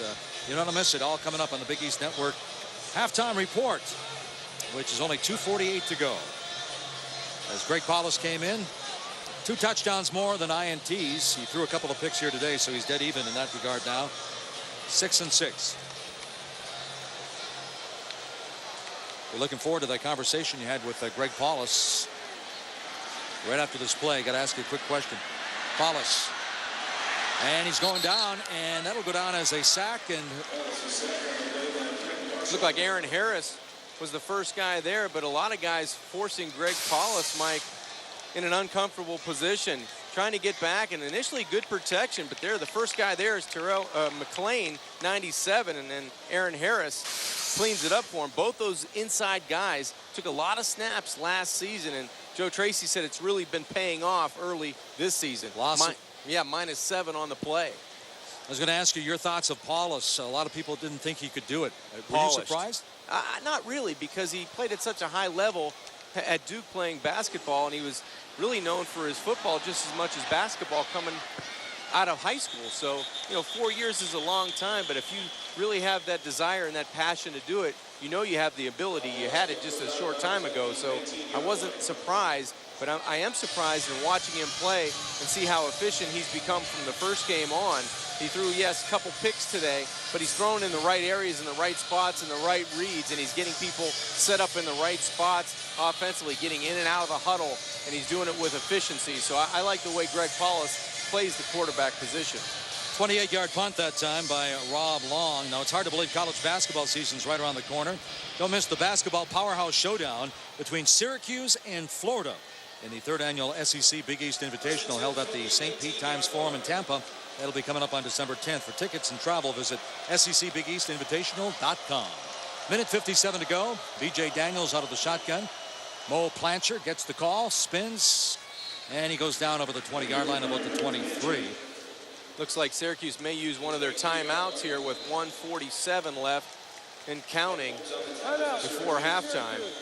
Talking about Paulus, Mike, 10 of 20 for 147. He does have the 2 interceptions, but he's done a good job of keeping Syracuse in the game. Now this defense has to do a good job, and you see Greg on the sidelines. The defense has to do a better job now of keeping USF out of the end zone and Jim Leavitt to get any more points before halftime.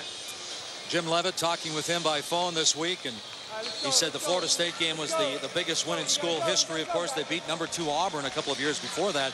But then a couple of days later, he said, you know what, it's just one game. And he said, we really haven't played anybody, so it was our first real test of the year. Well, it's one game, but it was one big game for all those fans of South Florida. And he asked him about his celebration. Well, he said, well, I got to celebrate in the locker room and a little bit on the bus on the way home. But that was it, So he enjoyed it, but for a very short time. 2nd and 6 for the Bulls. On top, 14-6. Coming averaging about 38 points a game. And there's a penalty flag down. And a good pursuit up front for that Syracuse defense. That's Chandler Jones, the younger brother of Arthur Jones. 79 White, shot block. 15 yards, half the distance to the goal. Second out. The Bulls are going back. Timeout, Syracuse, their final timeout. Tom Tomczyk, the referee, 30-second timeout. informing us that Syracuse has exhausted all their timeouts here in the first half. So Doug Marrone and Jim Leavitt going at it for the first time. Marrone, of course, leaving the New Orleans Saints last year. B.J. Daniels, earlier Quint was talking about Matt Grothe and B.J. Daniels. Well, B.J. Daniels only a redshirt freshman and stepping into a program that Jim Leavitt's built. And boy, this is one program that certainly took off Went 1A in 2001. Conference USA in 03. BCS in the Big East in 2005. Climbing to number 2 in the polls a couple of years ago. And Jim Leavitt, they said they can, when he retires there, he's going to buy season tickets and just watch Bull football because he's a Bull through and through. I could see him on a boat eating chicken wings in the back of the boat and watching games, watch the Bulls play, because, you know, he started this with one trailer. And it's come to, you know, on the road at Tallahassee last week, taking down Florida State. So Mo Plancher puts the ball on the carpet, and the Orange, with 1:37 to go, will have the ball inside the 15-yard line. Number 24, that's Max Suter. Great opportunity now if the Orange can capitalize. Well, that's the last thing you want to have happen if you're a Bull on offense, is to give up the football. Terrific hit. Just a helmet right on the football by number 25. Looked like Darrell Smith out of that linebacker position. He has 2 forced fumbles on the season, make it 3. Just a terrific tackle. And the last thing you want to do is give up the football this deep in your own end with only 1:36 left to go before halftime. Let's see how Paulus, after this timeout by the Bulls, looks like they weren't ready to go back on defense. So getting back to those linebackers for Syracuse, as you mentioned, all former running backs, and Darrell Smith forcing that fumble. He had 10 tackles against Penn State, 10 against Northwestern, 10 against Maine. I mean, these guys, he goes 236, Hogue goes 223, and E.J. Carter, the true freshman, at 222. These guys put 10, 15, 20 pounds on, and they could play with anybody. Just a great job by Darrell Smith out of that linebacker position, and then Max Suter gets up and recovers the fumble. But there's the form tackle right there, head on the football. Nothing that Moses Plancher could do on the play but try to crawl and get the football, but Max Suter beats him to the punch. And now the key for Syracuse is 1:36, no timeouts, but that's plenty of time with the ball on the 14-yard line to get points. They want to protect it. They'd like to get 7 to close this gap, but they have to come away with positive points. Get points on this drive, and it'd be huge to get the touchdown, because they're in this football game now, but they're going to put South Florida on their heels if they can narrow the gap to 1. The ruling on the field is confirmed as a fumble recovered by Syracuse. First down. South Florida will be charged with a timeout. So Jim Leavitt charged with the timeout. The ruling stands. It was a fumble recovery as they had him take another look at it. And here comes Paulus and company now, down 14-6 with a $1:36 to go before halftime on homecoming. Good chance to check out this Bull defense. Florida State put 54 on number 7 BYU, only scored 7 against the Bulls last week. Paulus looking left, turns right, nowhere to go because the window of opportunity closed in a hurry. Paulus keeps the ball. There's Jason Pierre-Paul, the Big East Defensive Player of the Week, closing that window. Second sack on the day. That gives the Bulls 12. Great game last week at Florida State. You can see that wingspan just going engulf the Syracuse quarterback. Paulus over the middle, finds his man Catalina. Catalina close to the 10-yard line, wrestled down by a host of Bulls. Well, if you're Syracuse, Mike, here on third down, you want to throw the football in the end zone. Take a shot coming away with 6 points here. You don't want to throw it underneath. Take a shot in the end zone. If you don't like it, throw it away, and at least you come away with a field goal opportunity. But give yourself an opportunity to get 6 points. At about the 5-yard line, they can still pick up a first down with 35 seconds to go. Little pump fake. Going for the fade. Williams got it. Touchdown!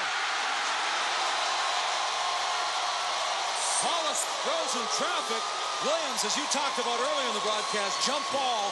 He went up and got it. Give your best player an opportunity to go up and get the football, and that's exactly what Greg Paulus did on that third down opportunity. He hung the football up with enough air. Even though there was a safety over the top, he's going to bet Mike Williams can out-jump anybody in that secondary for the football. An underthrown pass, a great job of going up and getting the football and closing this cushion to possibly 1 point. Lichtenstein.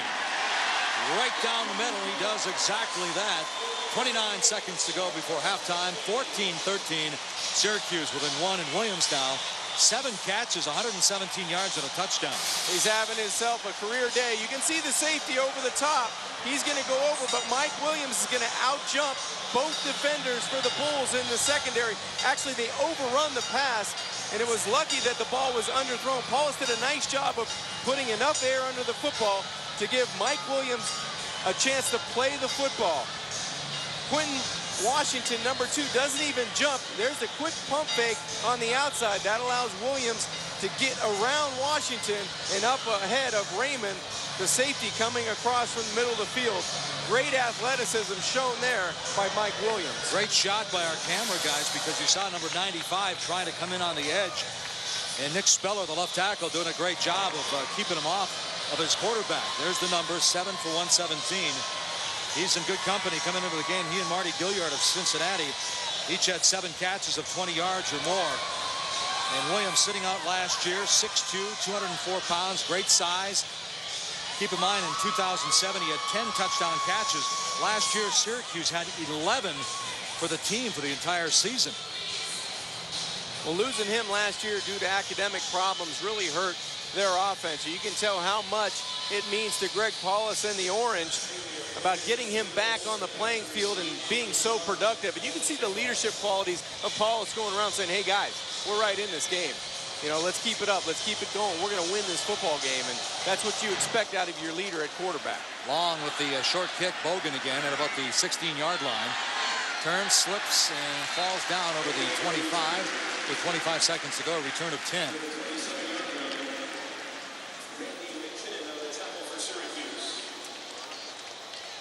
So the Bulls lead it by 1, 14-13, 25 seconds to go. You take a knee, or do you go for it? Well, you got 1 timeout remaining. I don't know if you either, it's 2 schools of thought. You either take a knee or you get back in shotgun and try to get Carlton Mitchell on a go route. Just throw it up. If you throw a pick, no big deal. It happens 50 or 60 yards down the field. But they already have 3 turnovers, so I see what you're saying, but 3 turnovers, that'll be number 4, and Ford's going down. That's number 41 coming up. That's Ryan Gillum, the junior from Youngstown, Ohio. Your birthplace, John. A lot of dejection on the South Florida Bulls sidelines. You can see a lot of guys in white jerseys kind of stumbling to the locker room, where Syracuse has a little hop in their step and sprinting to the locker room. So this momentum has changed drastically a couple times with all these turnovers in the first half, but it's a one-point game. Quint standing by with Doug Marrone. Quint. Coach, how do you best describe the importance of that last touchdown? Well, it was important. You know, we got it back to, 1 point, and, what we have to do is stop turning the ball over and executing better. How do you begin to address the turnovers with your team? But we got to hold on to the football. It's the first thing we're going to address at halftime. Thanks, Coach. Thank you. Thanks, Quint. You know, Doug Marrone said earlier in the week, John, that it would be a challenge for any NFL offensive line against this USF defensive front. Did a pretty good job of misdirection, keeping away from those big guys today. I thought they've done a great job of moving the football sideline to sideline and keeping those guys off of Greg Paulus. Wild Saturday afternoon in Syracuse. Tons of turnovers, but Big Mo, as John mentioned, just shifted to Syracuse. Halftime, 14-13. Bulls on top of the Orange. Homecoming 2009. Coming up next, a trip down to the corner in Jemmy's Corner. He's with Greg Paulus.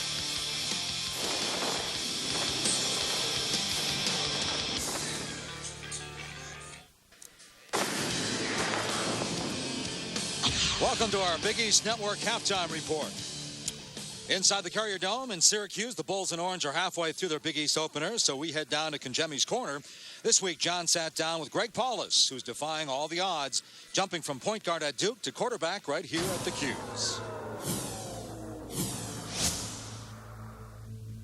For the second installment of Conjemi's Corner, we're glad to be in Syracuse, New York, and with Syracuse quarterback Greg Paulus. Greg, thanks for being on Conjemi's Corner today. Thanks for having me. I got to ask you, starting off, just a whirlwind experience for you. Coming back to where it all started for you in high school after a terrific college career at Duke, playing basketball for a legendary coach. How does it feel now to come back to Syracuse and play quarterback? It's exciting at a lot of different levels. To play football again, to be able to get a master's at Newhouse, to be able to come home in a place where I grew up watching the Don McNabbs, the Marvin Harrisons, Dwight Freeney's, So to be a part of Syracuse again and put on the Syracuse University uniform, it's a pretty unique and special feeling. When you were done playing basketball at Duke, what made you realize that, hey, I've got another year of eligibility if I play another sport? Did you always have that in the back of your mind that, you know, there might be a chance I could play somewhere for 1 year? Someone mentioned it to me at some point, I believe towards the later stages of the basketball season, and I blew them off. So I don't want to hear about it.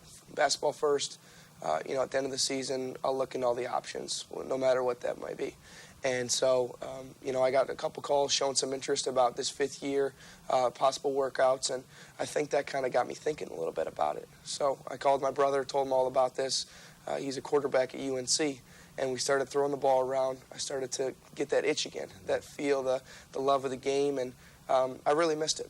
Hitting the big three in basketball. I mean, that's got to be a thrill in front of a packed house, Cameron Indoor Arena. How does it feel to throw your first collegiate touchdown pass in the Carrier Dome, or when that happened, how did it feel? I was really excited.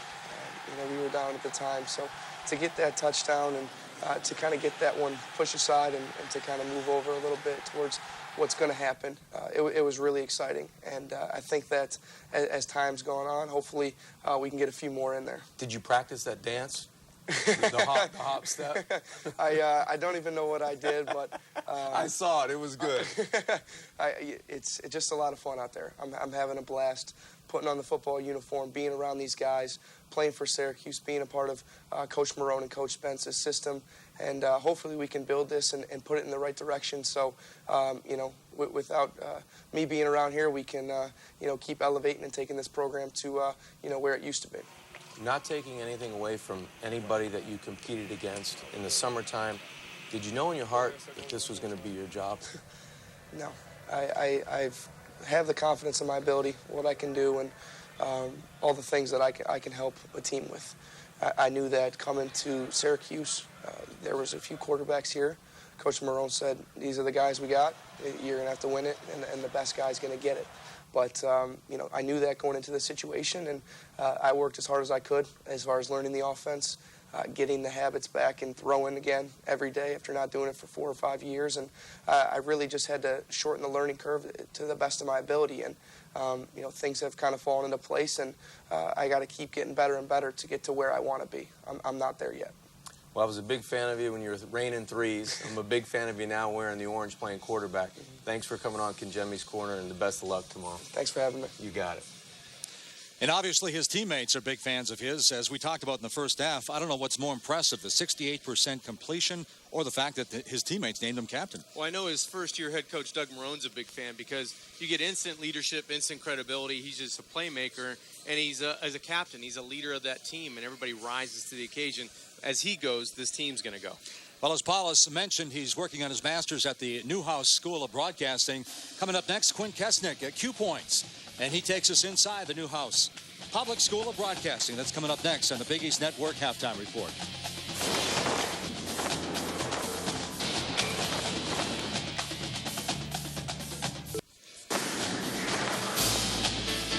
Welcome back inside the Carrier Dome in Syracuse, New York, and our Big East Network Halftime Report. The Bulls and the Orange with 30 minutes in the books and 30 minutes to go. Over the years, Syracuse has produced more than their share of broadcasters. For more on this, Quinn Kesnick enlightens us with today's Q Points. What does Ted Koppel, Bob Costas, and Mike Tirico have in common?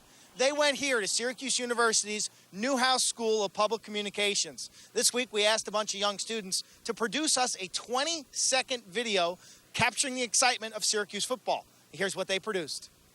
In the Newhouse School, we are getting ready to watch some video with Andrew and Wes, team number 1. Here's the first video.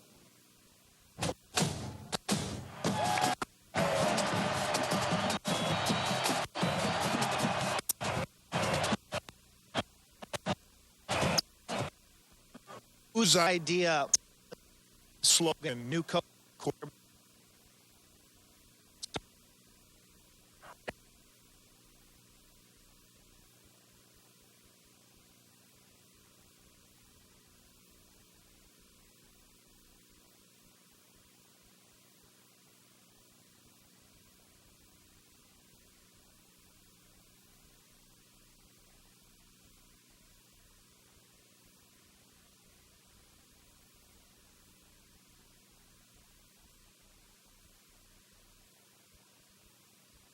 by Salvi's back.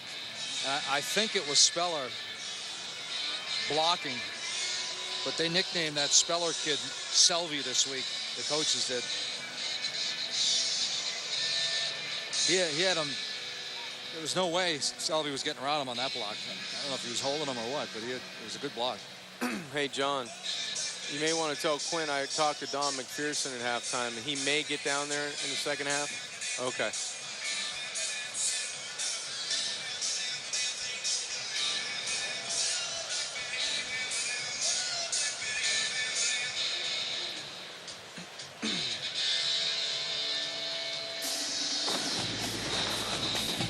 Welcome back to the Big East Network halftime report. We're inside the Carrier Dome. A very interesting 30 minutes, 14-13. The Bulls undefeated at 4-0 on top of Syracuse. They're trying to climb over the 500 mark for the first time since 2006. The old clock on the wall says it's time to check out our Big East breakdown. And John Congemi now takes us through some of that new Syracuse offense. Play action and misdirection for Syracuse is a very important part of their offense, and they will have to use this to slow down this South Florida Bulls front seven. You can see the play action inside and then the end around to the short side of the field. This is very effective to keep George Salvi paying attention and staying at home. Again, the play action pass, which Greg Paulus is very effective in using, will slow down this front seven and allow Mike Williams, their big playmaker, to get behind the secondary for 6 points and big plays. You're going to see it again.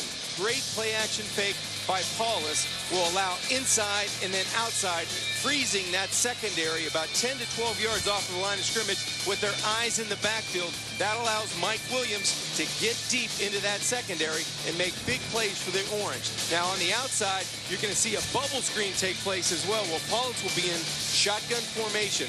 He will go ahead and pump to the outside, again allowing that defense to bite and get behind the secondary. Very important. Watch the eyes of the cornerback. He's watching Paulus the entire way. On the bubble screen fake, he takes the bait just like they want to. Mike Williams eludes that pressure, gets behind the secondary, and is in the end zone for 6 points. Carrying out that fake is so important, isn't it? Well, they did a great job of that in the first half, allowing that fake to take place, get those secondary eyes in the backfield, and then throw it over the top. And they did a terrific job of finding the pump fake there to the outside that gets the safety over the top, and that allows Mike Williams to go up and make a play on the football, and it was a touchdown, Syracuse. Nice protection that time for Greg Paulus. Couple of picks, but he got that touchdown, and he's got Syracuse within one of USF. We'll take a look at the highlights and the stats of the first half here from the Carrier Dome when the Big East Network Game of the Week continues right after this.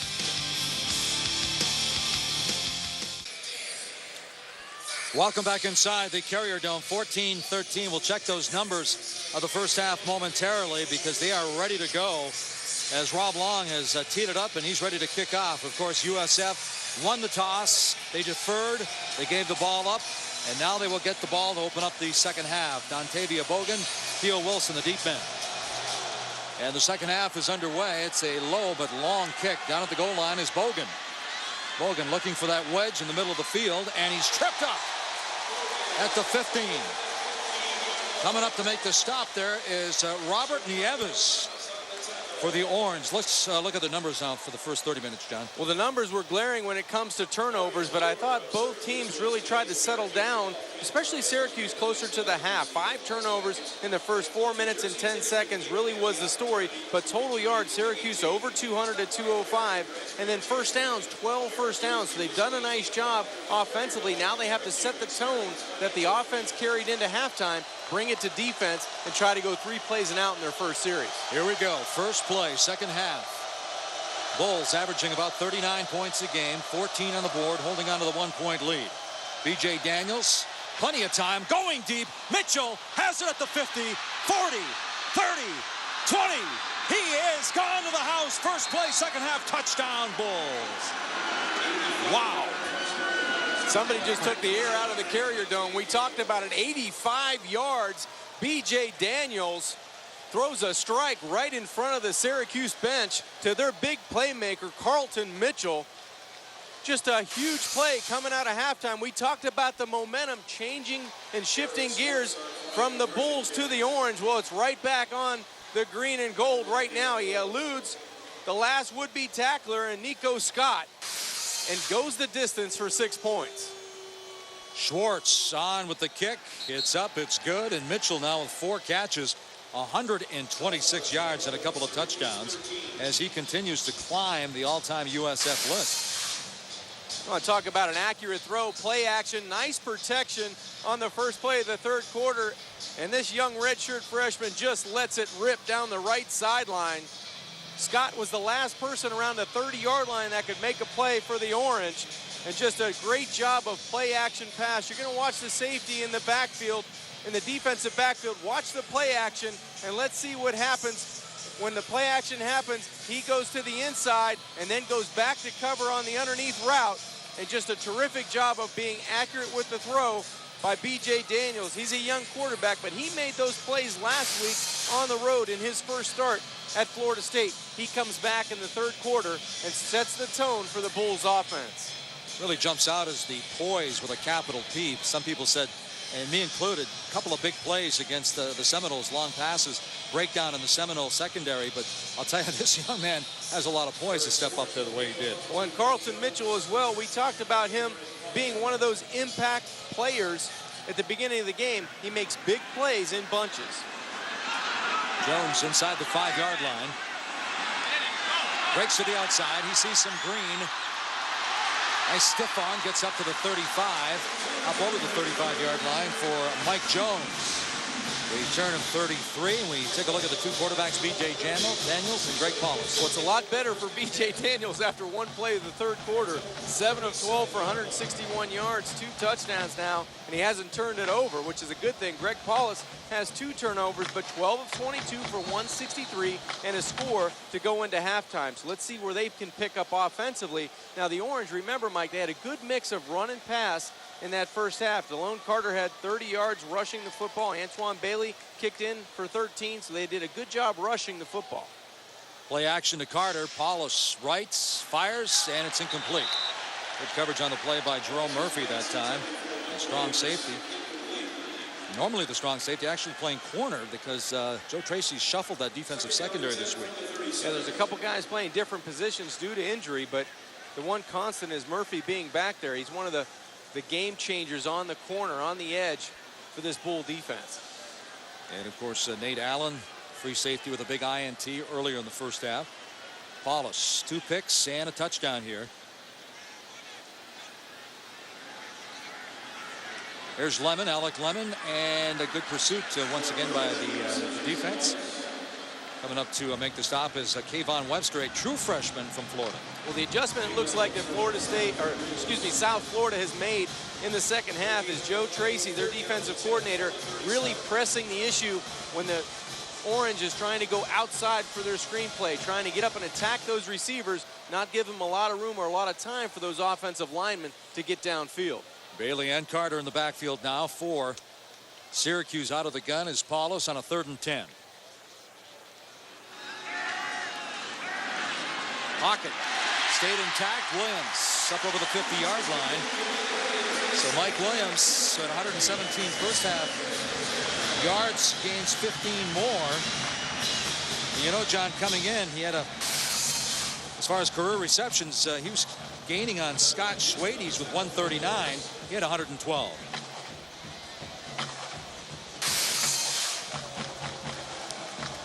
So Paulus doing a nice job of stepping up and staying in that pocket. Today's 1st and 10 line is brought to you by Overstock.com. Paulus doing a nice job of anticipating where his big play receiver Mike Williams would be on that in route, and Williams went up and took the football away. Williams now 8 catches for 133. 8 gives him 120. He's just 19 shy of the school record now. They hit the left side of the line, and there's Keon Wilson, number 42, getting in on the tackle, along with some of that defensive front. But you know what? Doug Marrone was saying earlier this week, he said, he told us he'd kick himself if he let the defensive ends kill him. The defensive front, they're doing a good job of staying away from those guys. Syracuse trying to get to the line of scrimmage and get an advantage. And you can see the dejection on the sidelines of Doug Marrone. He wanted to snap that football right away. It looks like the Bulls were confused defensively.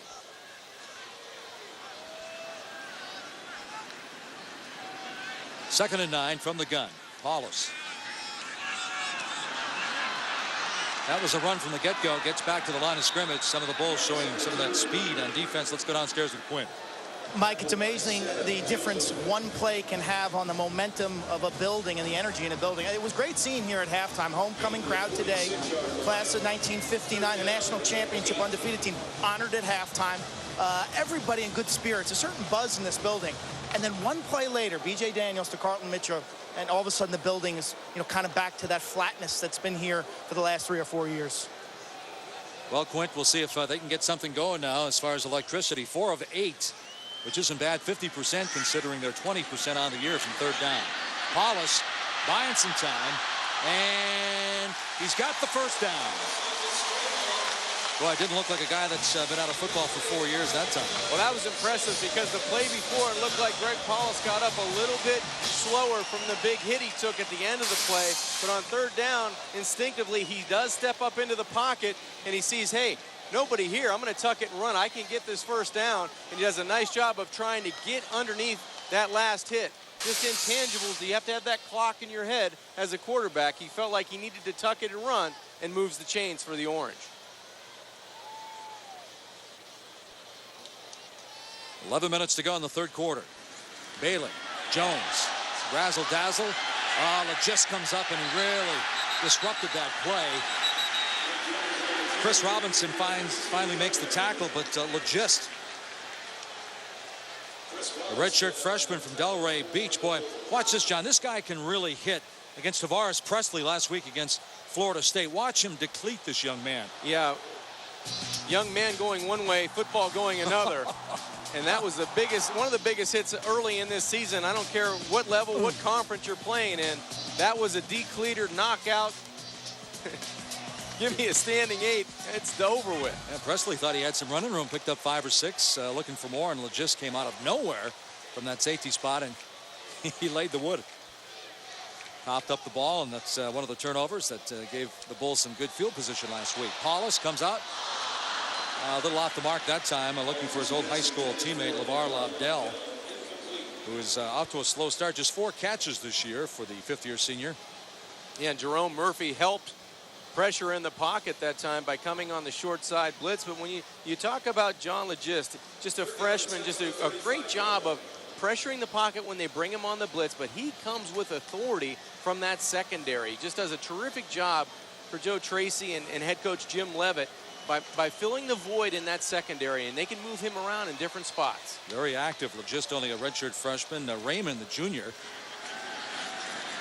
getting a start for the 2nd time this week. Williams complete again, and Nate Allen makes the stop, but not before they pick up 11 more for the Orange. Boy, great job of coming back to the football in Mike Williams. You can see it from the quarterback's point of view. A little bit of pressure, he settles himself again, resets his feet, and then comes back to the football through the hole as Mike Williams to attack the ball. That's what all good receivers do. I wouldn't be surprised if they try to go right back to him. Just the numbers are staggering today. 144 yards, the rest of the team only at 100. Converted a 3rd and 10 and 3rd and 9 on this drive. And some of that electricity that Quint was talking about slowly coming back inside the Carrier Dome now. See a lot of smiles just below the press box here. The Orange fans liking what they're seeing with Doug Marrone so far. Well, I think Doug brings back the toughness of Syracuse, and I think he brought back a mentality that they're going to play his way, and his way is the right way, and it's old school, but yet they do flashes of different things that gives them on the screens, the draws, the counters. They do enough in their offense, and they play tough, tenacious defense. Inside 9 minutes, 21-13, the Bulls lead the Orange, but the Orange on the move. Paulus fires. Should have been caught that time. Mike Williams will be the first to tell you that.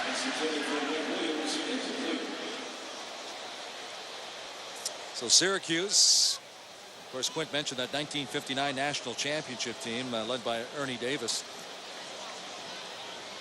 And you look at 10-7 in Big East openers, 3 league titles in 97, 98, and 2004.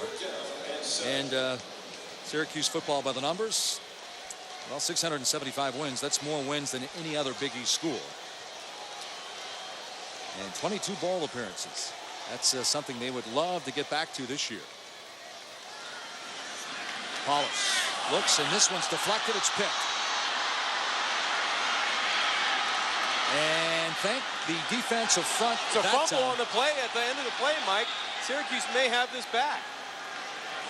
Oh my gosh, we saw 7 turnovers in the first half. Now the Bulls, it looks like they have it. I'm not sure if Paulus is dragging that right shoulder a little bit. He was banged up. He took a couple shots during that series of plays, and that one was vicious.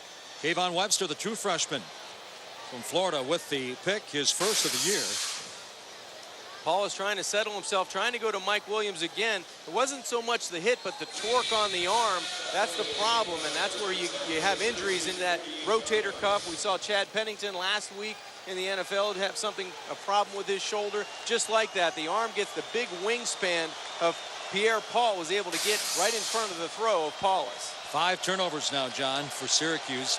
Doug Marrone said they would have beat Minnesota if they weren't 1 for 12 on 3rd down in that first game. Now 5 turnovers. Be interesting to see what happens here. A little option play. Mike Ford averaged 7 yards a pop in the first half. He's inside the 30-yard line before being knocked out of bounds. Boy, great patience by B.J. Daniels. He eludes the first defensive end on the option play, but then has the sense to keep relationship with the tailback, and he still has relationship enough to pitch the football. Great job by the quarterback, and also by Mike Ford of not giving up on his quarterback, and a big play right after the turnover. So B.J. Daniels opened up the second half. First play of the second half, 85-yard touchdown strike to Carlton Mitchell. Now he has the Bulls on the move after the 21-yard gain by Mike Ford.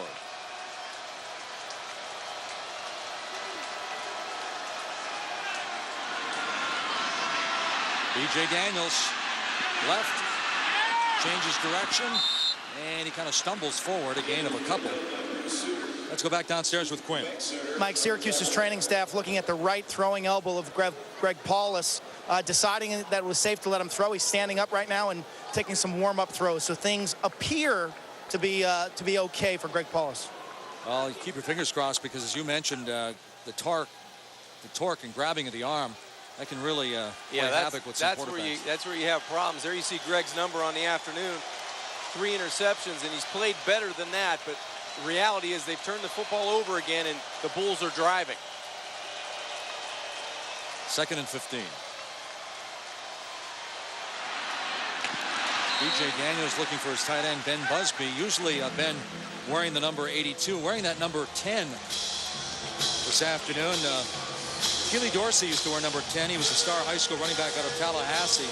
Went to the Bulls in January of 2007 during a morning workout. He collapsed and died what was ruled a sudden cardiac arrest. Now, each week a different Bull will wear number 10, and it's Busby this week. Jim Leavitt said the players decided on that, and a great decision, because Keely Dorsey was a fantastic young man. 3rd and 4 from the 23-yard line for the Bulls.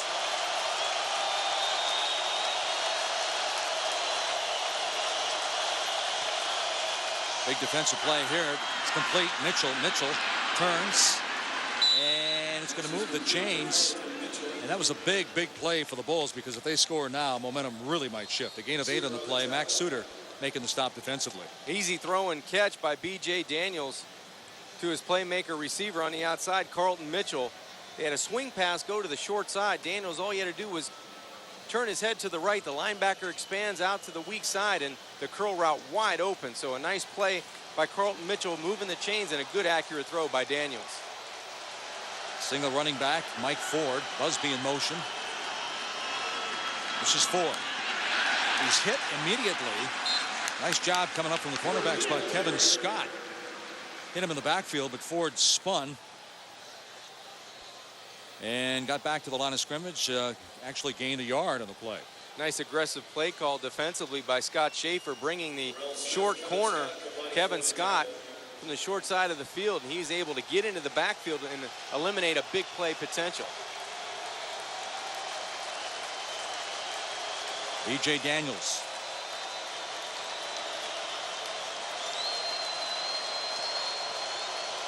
Quint was talking about what he learned from Matt Grothe.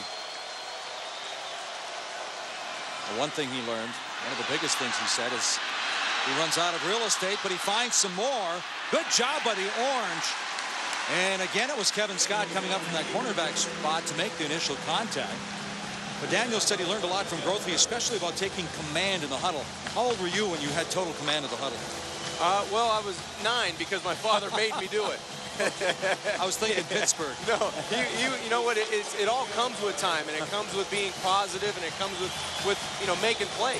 The better you are, and the better the more confidence that your teammates have in you, the more they quiet down and let you control the huddle.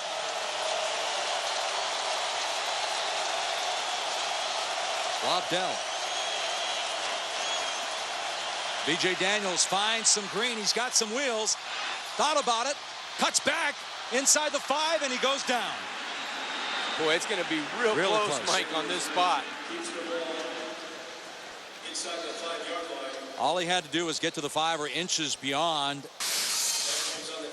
Just another athletic play by B.J. Daniels, keeping those legs going. We talked to Mike Canales, the offensive coordinator, talking about how confident he is, how athletic, just makes plays with his legs, and he's got such a strong arm, and it's paying off right now, but he may be just a football short of that first down. It looks like the Bulls may quick snap this and get up to the line of scrimmage and try to push ahead for this fourth down try. They're perfect, 3 for 3 on the year. And fourth down, get it to the big back Ford.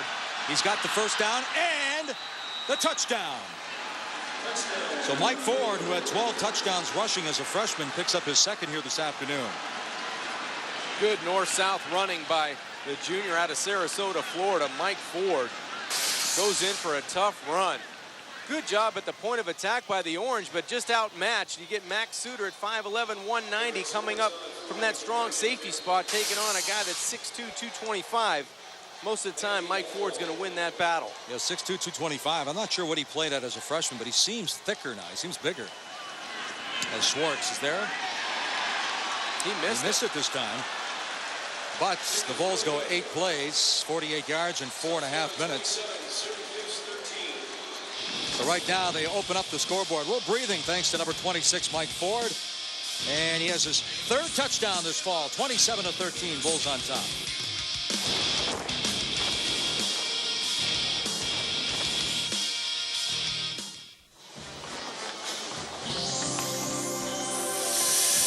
Welcome back inside the Carrier Dome, the Big East Network Game of the Week presented by PNC. 27-13 right now. The Orange fans watching the Bulls score one more touchdown. They missed the extra point. 4 minutes and 7 seconds to go. John Congemi writes a column every week on the ESPN Plus website, and I believe you said it was 31-13. That would be the final score. That's what I was thinking, coming into the game, but hopefully the Orange with 4:07 left to go in the third quarter can prove me wrong. But the Bulls have scored 20 of their 27 points today off of 5 Syracuse turnovers, so that leads to this 27-13 lead. And the Bulls aren't innocent on their turnover part anyway. They've had 3 turnovers themselves, so they're keeping the Orange in this game as well. 4:07 to go in the third quarter. Eric Schwartz with the kick. It goes to Jones again inside the 10. Jones up over the 20. Penalty flag drops at about the 16. One coming at about the 32. So 2 flags down on the field. Return of 14 for Mike Jones.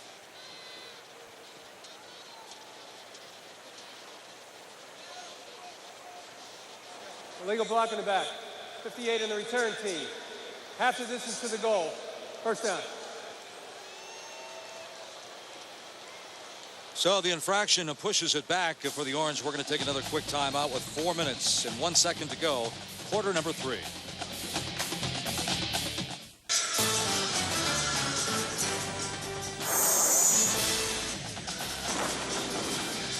Today's Big East Network game has been brought to you by PNC, leading the way. Champion, it's how you play. Allstate, you're in good hands. The 3rd annual SEC Big East Invitational, December 9th and 10th in both New York and Tampa. And by Liberty Mutual Insurance. Responsibility. What's your policy? And we're looking at the Carousel Mall, the Carousel Shopping Center here in Syracuse. There's the numbers 27-13.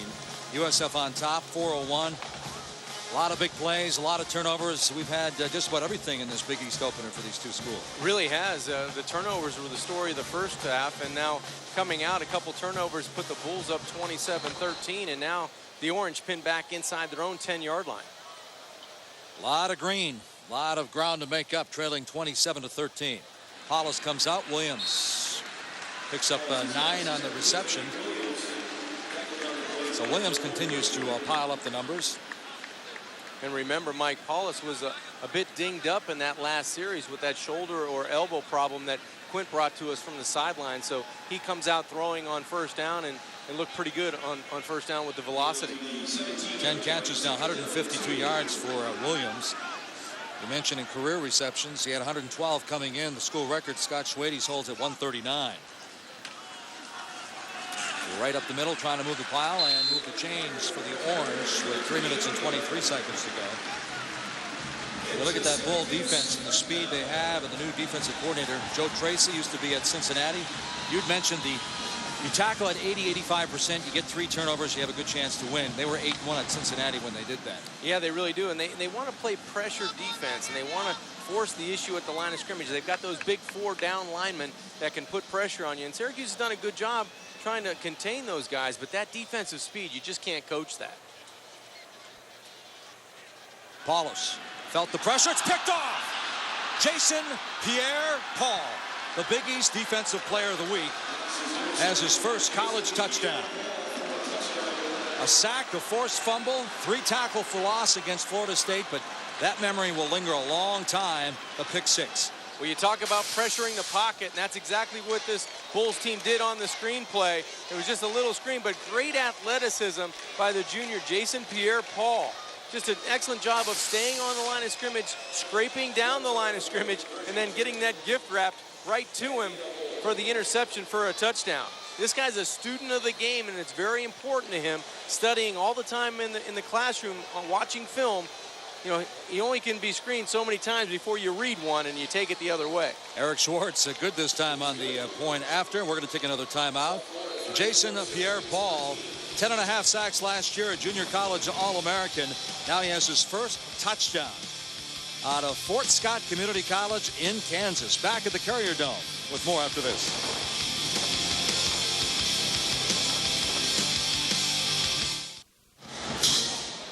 34-13 now. The Bulls looks like they're getting closer to going 5-0 right now. John, let's take a look at our Good Hands play of the day. Brought to you by Allstate. Boy, nice read by Jason Pierre-Paul. He's just going to scrape along the line of scrimmage. He feels like he's not getting blocked by Tucker Bombeck, so he hangs and slides down the line of scrimmage right in front of Antoine Bailey, who was waiting for the screen pass, and that's the Allstate Good Hands play of the day. The interception for a touchdown by the big fella, Jason Pierre-Paul. Offers from Florida, Florida State, Miami, Nebraska, Oklahoma. And he winds up at USF. He says his job is to take the pressure off of George Selvey, and you can do that. Got no pressure now. 6 turnovers have led to 27 points for the Bulls here this afternoon. 2:52 to go in the third quarter, 34-13.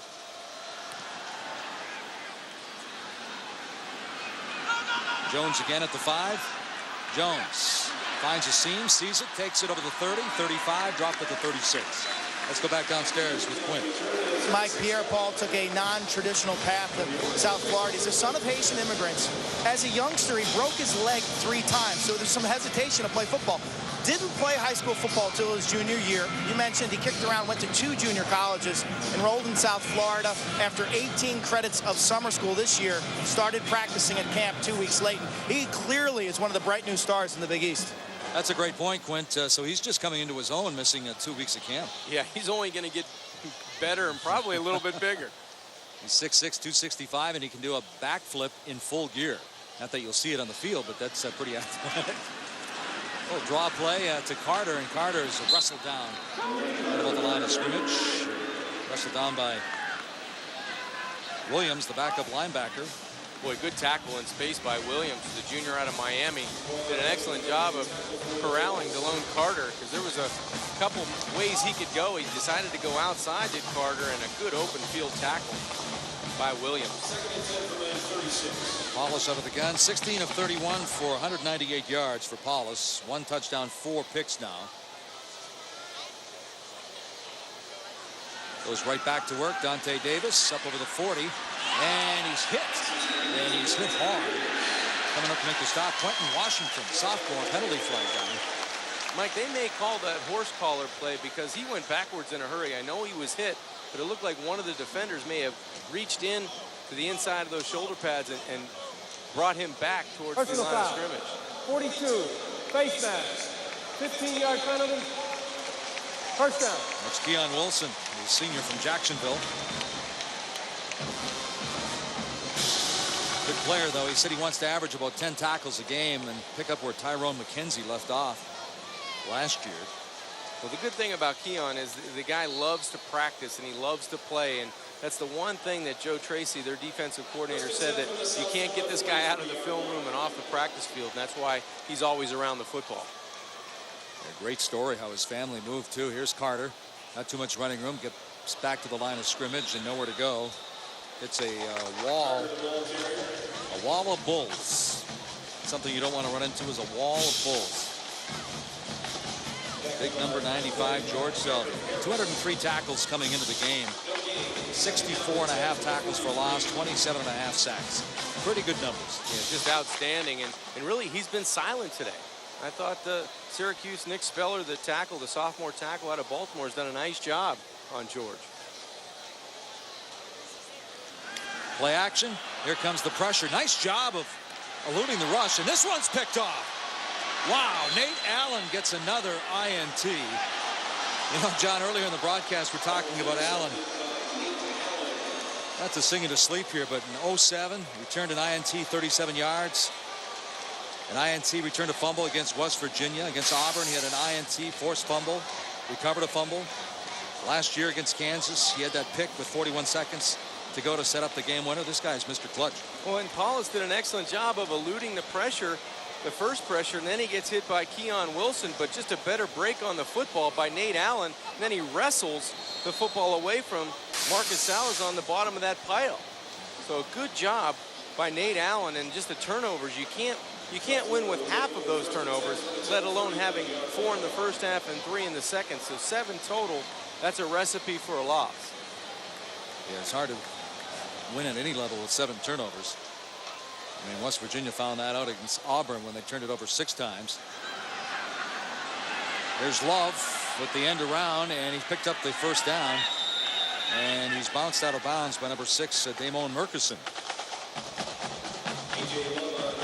Well, celebrating its 5th year sponsoring the Good Hands field goal nets, Allstate makes contributions to participating universities' general scholarship funds for each field goal and extra point kick. To date, Allstate has contributed more than $1.8 million in scholarship money. The Good Hands people.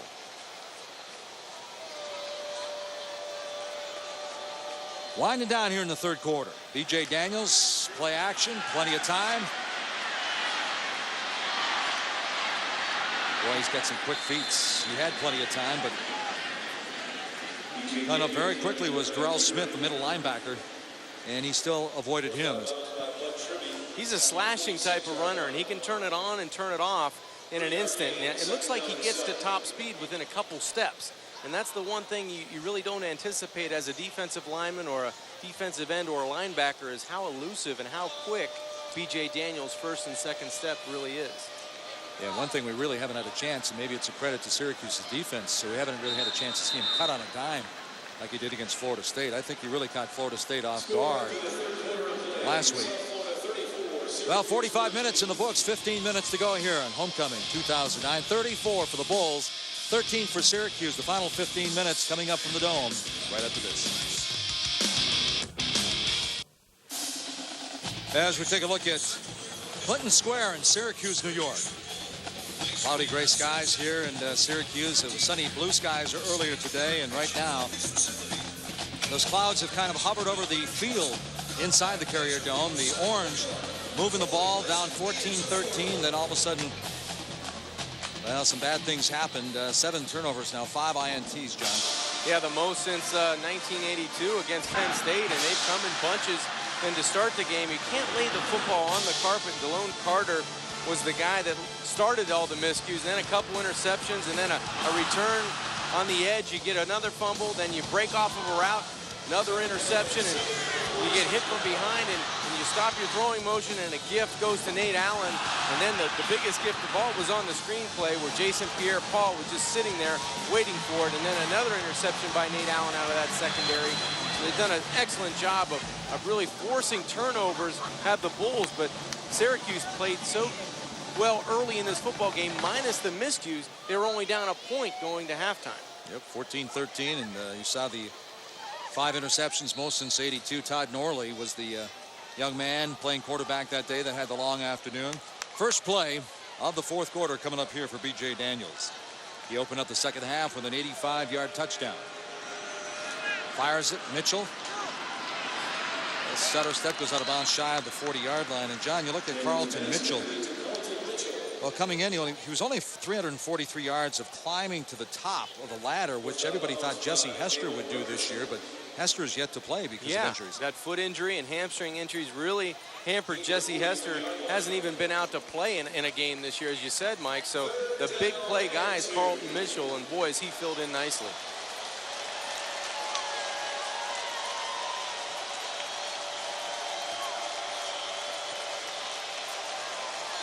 Third and 2. Daniels looking up top and overshoots his man. That's number 11, A.J. Love. Looking for his first touchdown in 2009. Getting back to Carlton Mitchell. Yeah, he had 130 yards against Western Kentucky, and that's when he jumped over Jesse Hester, who was forced to watch from the sidelines, and Hester didn't even make the trip this time. No, you know, we felt like in talking with the coaching staff during the week that he may have a chance to play, but you know, couldn't make it due to that foot and hamstring injury. And on third and short, the Bulls try to tack on some more points to that 34-point total, but overshoot Love down the middle.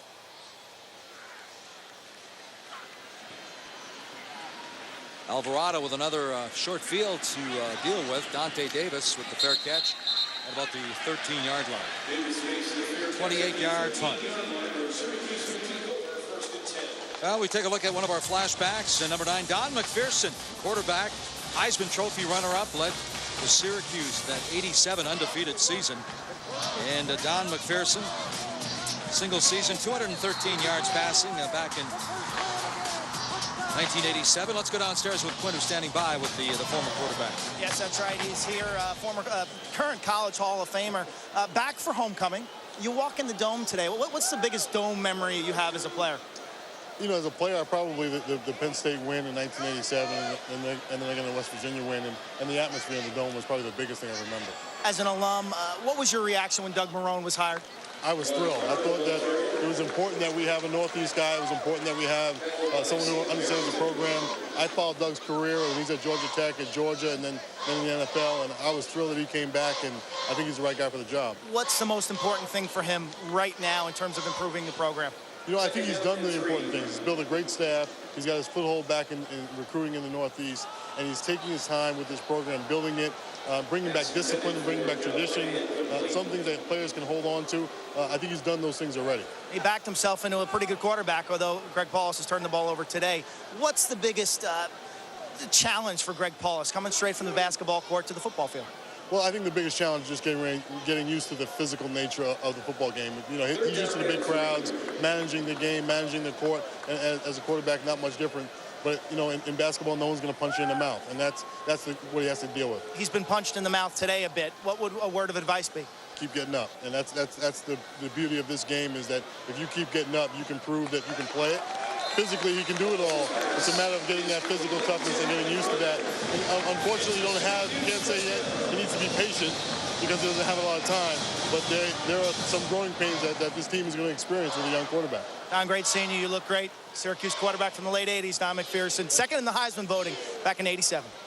Thanks, Quint. Don McPherson, to his credit, when asked, when everybody, all the naysayers about Paulus saying he can't do it, he said exactly that. He said, when you're a point guard, you don't have to worry about getting punched in the mouth. You're going to get punched in the mouth, but you know what? His natural talent will win out, and he'll get the job done here at Syracuse. And he's done that today. He's actually been coming back and keep coming back after big hits, and he had the shoulder hit, you know, on the interception.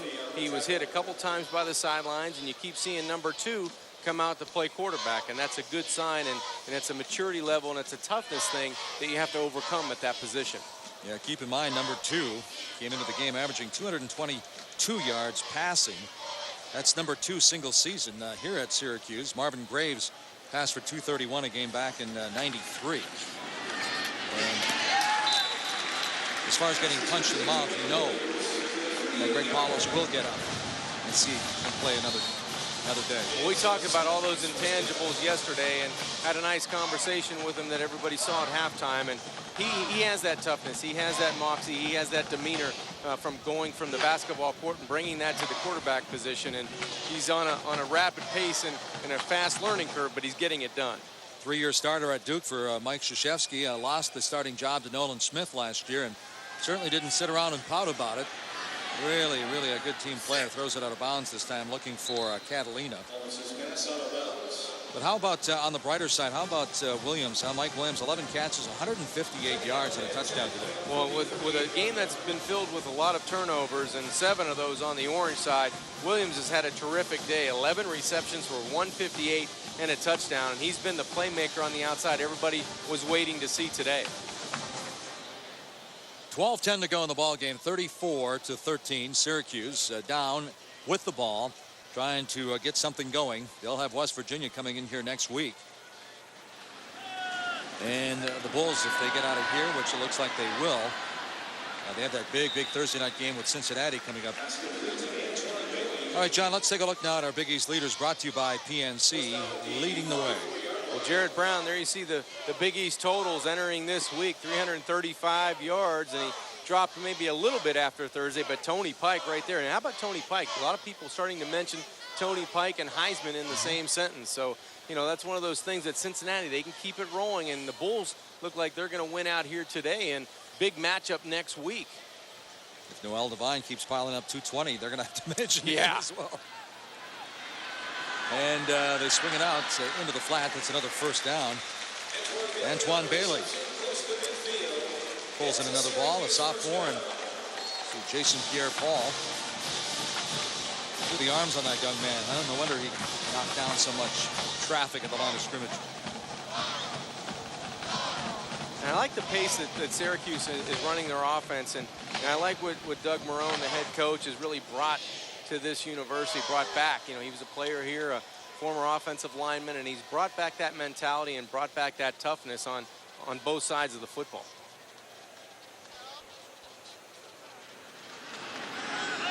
Paulos steps up, and he takes the hit at the midfield stripe. Coming up to deliver the ball. The blow that time was Sam Barrington, a true freshman linebacker out of Jacksonville. Joe Tracy saying Barrington, in time, he's going to be a big time player. Yeah, he really liked him, and it was one of those guys he was glowing about. Him and Webster, the cornerback, they're going to be terrific players once they learn how to play those positions, because they have all the athletic ability in the world. Barrington with an offer from Miami. I mentioned Webster was offered by Miami, Ole Miss. Bailey keeps those legs going. He's up inside the 45. A late flag coming down. Looks like hovering right over number 97, Terrell McClain, after the gain of 7. It looks like they're going to call that on 3. Jerome Murphy for Dead maybe ball. a Personal foul. Number 3 on the defense. Helmet to contact. 15 yards, first down. It looked like maybe Mikey came in with that helmet first in almost a spearing type of action down on the ground to the ball carrier Bailey. Let's see if we can pick it up to the right side of our screen. You'll see 3 in white come down and just nail that head right down, leading with the head. It wasn't helmet to helmet contact, but the intent was there, right. And I think that's what the official called. Yeah, he definitely led with the head. Murphy with one of the 5 picks for USF here this afternoon. Gives him 6 for his career as we approach the 10-minute mark now in the ball game. Paulos looking, finding, got it. Touchdown. Williams again.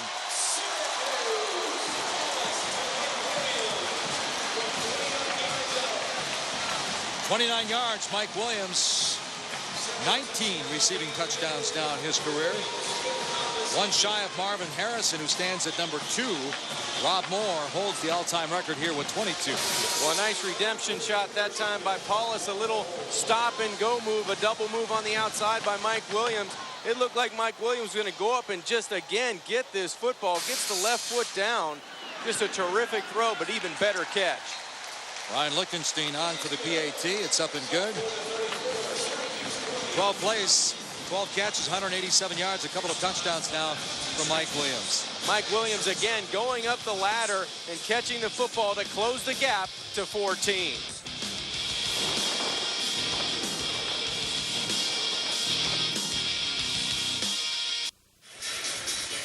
Well, 34-20 with 10 minutes to go. The Orange, they're not done yet. Mike Williams. Now let's take a look at our Polaris ORV hardest working player of the game. Yeah, Mike Williams has done it all. He's gone deep for the Orange. He's made great catches down the field. He's made nice catches in traffic as he goes up again to get the football away from two would-be defenders. He's done a nice job of creating space for Greg Paulus to go up and just have confidence in the ability. If I can get it close as a quarterback, I know that Mike Williams is going to come down with the football. 12 receptions, 187 and 2 touchdowns. You can see the season average close to 110 yards per game. This guy is getting it done. And Williams, our Polaris ORV hardest working player of the game here this afternoon. And now he's only 15 catches shy of the all-time record set by Scott Schwades. He may get that today, the way he's going. 10 minutes to go. You know, Don McPherson say if you get slugged in the mouth, you got to keep getting up. Well, Paulus got up and threw another touchdown. That's right. Rob Long ready to kick things off. And after Syracuse goes 11 plays, 87 yards, and 4:14. Still 10 minutes to go. Bogan again at the 2. Dontavia Bogan spins up over the 20, dropped to the 22. We're inside the Carrier Dome in Syracuse, the home of the Orange. Orange taking on the Bulls.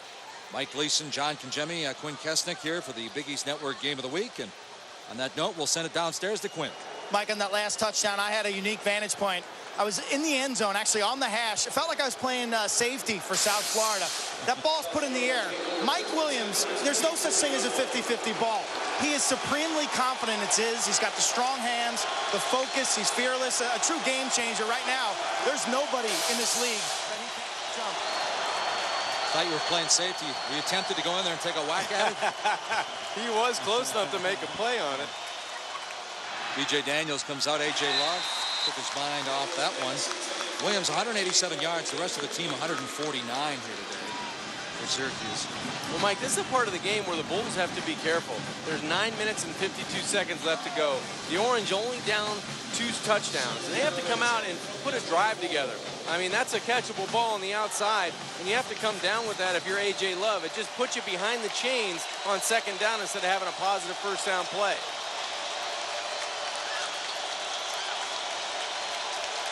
Last 2 years, the Bulls cracking the top 10, climbing to number 2 2 years ago. And then the collapse. Are they thinking about that, or is that past history? No, I think that's somewhere in the back of their mind. Not today, but it's somewhere in their mind. Daniels, very patient back there looking.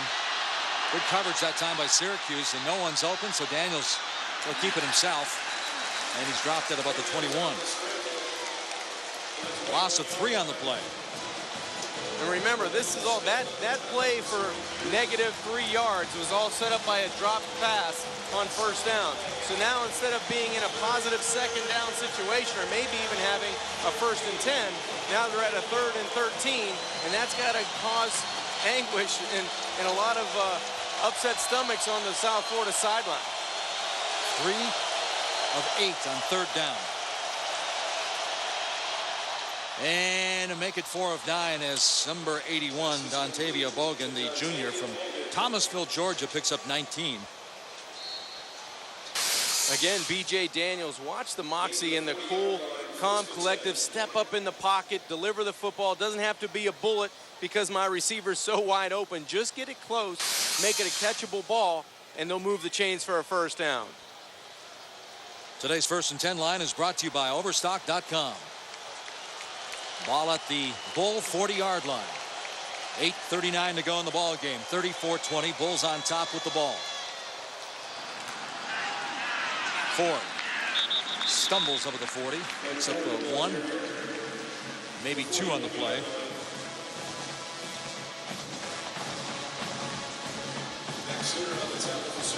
Mike Canales, the offensive coordinator, saying earlier that last year we talked about all the backs that the Bulls used every game. You never knew who was going to pick up the tempo or the momentum. He says in a perfect world he'd like to have that one or two. They have Mo Plancher, and now today it looks like Mike Ford's. Yeah, and they've narrowed it down to 2. And I like the one thing that they said about, or he said about, hard edge mentality. They went one-on-one in the springtime, and I think it's paying off now that they're playing so tough down the stretch. Daniels, a lot of green, cuts to the outside, 40. And he steps out of bounds at about the 35-yard line. Boy, there's that explosive speed you talked about. I mean, you look towards the middle of the field, and bam, he was gone. Gain of 24 on the play for B.J. Daniels. Well, we talked about it, Mike. He gets to his top speed in about his second or third step, and that normally happens if you're a running back, not at the quarterback position. B.J. Daniels is electrifying. He just has that burst about him, and he's a slashing type of runner. 40 yards today, closing in on 200 yards passing. So back-to-back weeks, B.J. Daniels is getting it done in place of Matt Grothe. There's 40 yards coming on 9 carries. He has back-to-back 100-yard rushing games. Oh, nice pop in there by Darrell Smith, the middle linebacker, coming up to put the finishing touches on that run. Well, I like these linebackers. They get, obviously in coaching transition, they've got to bring in other players, but considering the fact that a couple of former running backs, these kids play hard and they run to the ball. They really do, and they account for everything. They communicate well at the linebacker position. They set everybody up in front of them and behind them, so they're doing a great job for Scott Schaefer, the new defensive coordinator here, and they're playing at a high level and moving to the football. Ford. Nice job of waiting for an opening. Mike Holmes coming up from a safety spot to make the tackle. Gain of 4 for Mike Ford. Now the Bulls trying to work on that clock at 6:19 and counting. That was a big third down conversion when Bogan made that catch over the middle when B.J. Daniels stepped up into the pocket. Now another big third down situation for the Bulls. Who are they going to go to? Is it the running style of B.J. Daniels, or is he going to get it outside to his big play receiver, Carlton Mitchell?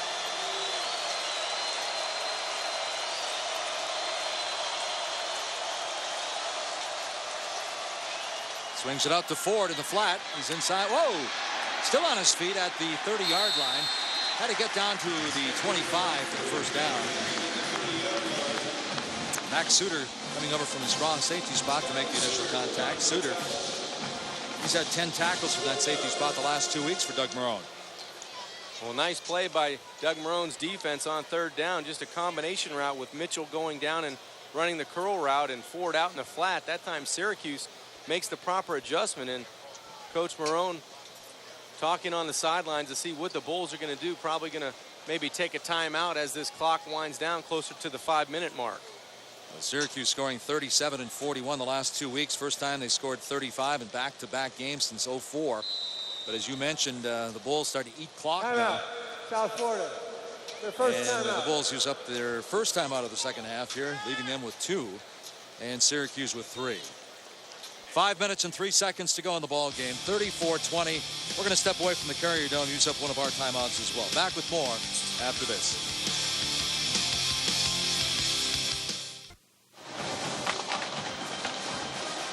Five minutes to go for Jim Leavitt, up 34-20.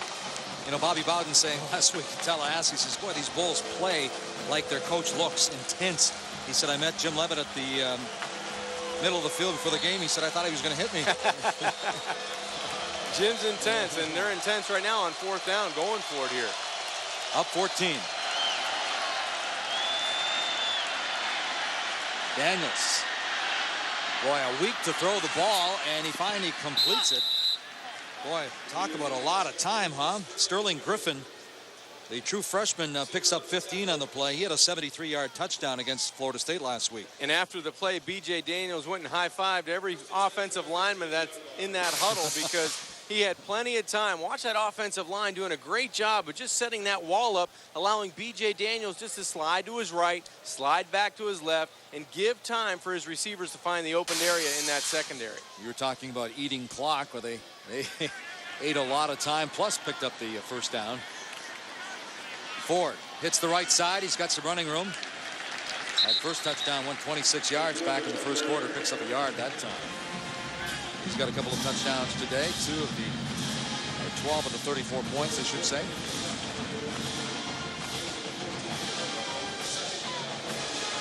Darrell Smith making a stop against Ford now. 12 carries for 69 yards.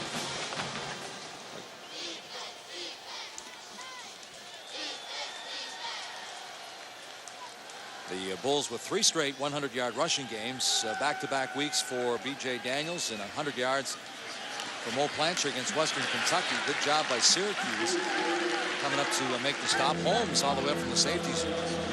Loss of 1. That's consecutive plays there that Mike Holmes has come from that secondary well with Darrell Smith. Darrell Smith playing an excellent game at that middle linebacker spot. But just a little bit not enough in this game defensively to come over those 7 turnovers, to really come back and win the battle of the field position, because of those turnovers have given South Florida extra life. Third down, they're 4 of 10, 40%. Down the season, 49% coming in. Ford in the backfield with Daniels. Takes the snap and just takes off. He was running from the get-go. And number 99, Chandler Jones, the younger brother of Arthur Jones, coming up doing a nice job. Timeout on the field. Syracuse. And Syracuse uses their first timeout. They have 2 left. So 2:57 to go in the ball game. We're going to step away from the Carrier Dome one more time and take a timeout. 34-20, but the Bulls are knocking on the door.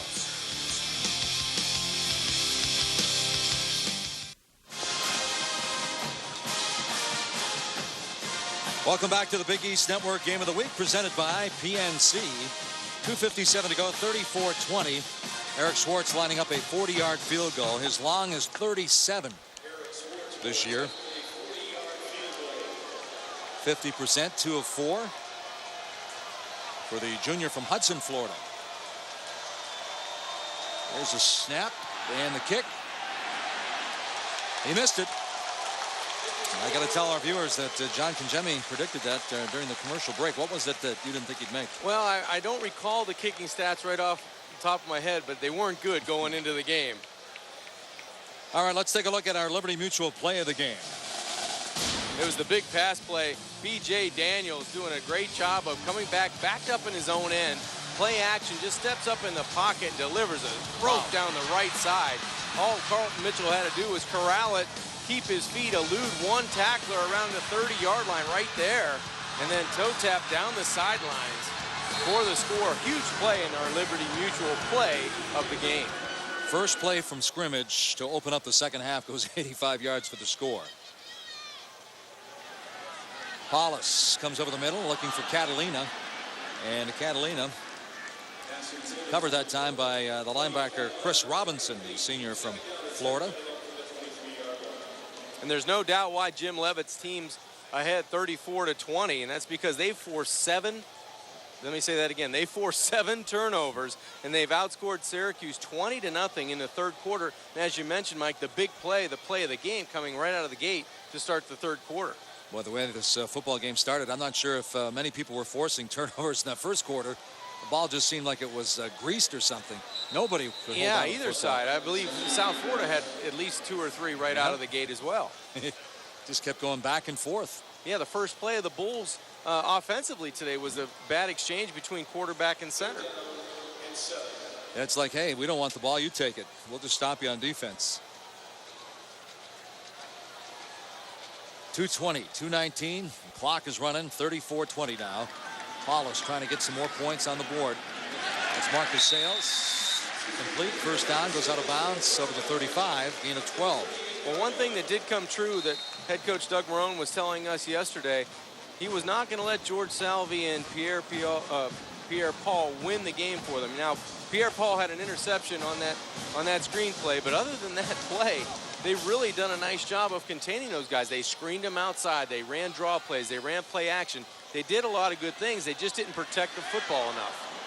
Yeah, that's a great point to bring up. This one's knocked down by the freshman linebacker, Sam Barrington. I was going to say, Syracuse fans may or may not want to hear it. But you take away the INTs and the turnovers and the game plan. That was a super game plan that Syracuse came in with. Yeah, they did. They executed well. You know, other than the miscues early in the game, they laying the football on the carpet.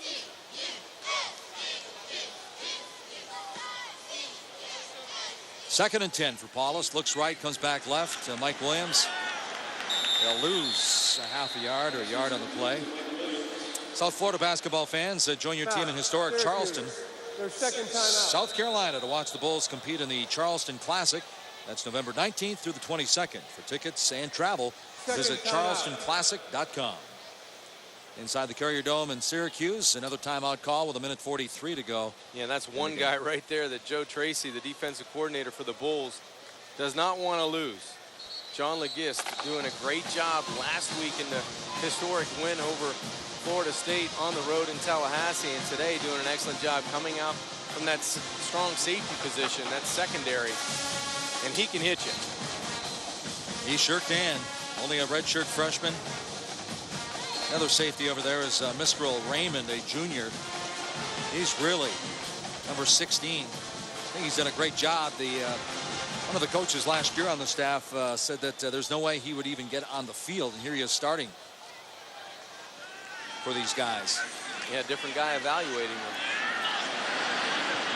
Yeah, number 16, Mistral Raymond. He goes by the name of Skinny. But Troy Douglas, who moved on to another staff now, was asked if Raymond would get on the field. He said if he's in the game, there's a Sweet Bay supermarket. I'm going to go down and get some chips and a Diet Mountain Dew, go home and watch some other games on TV, because if Raymond gets into the game, this game is over.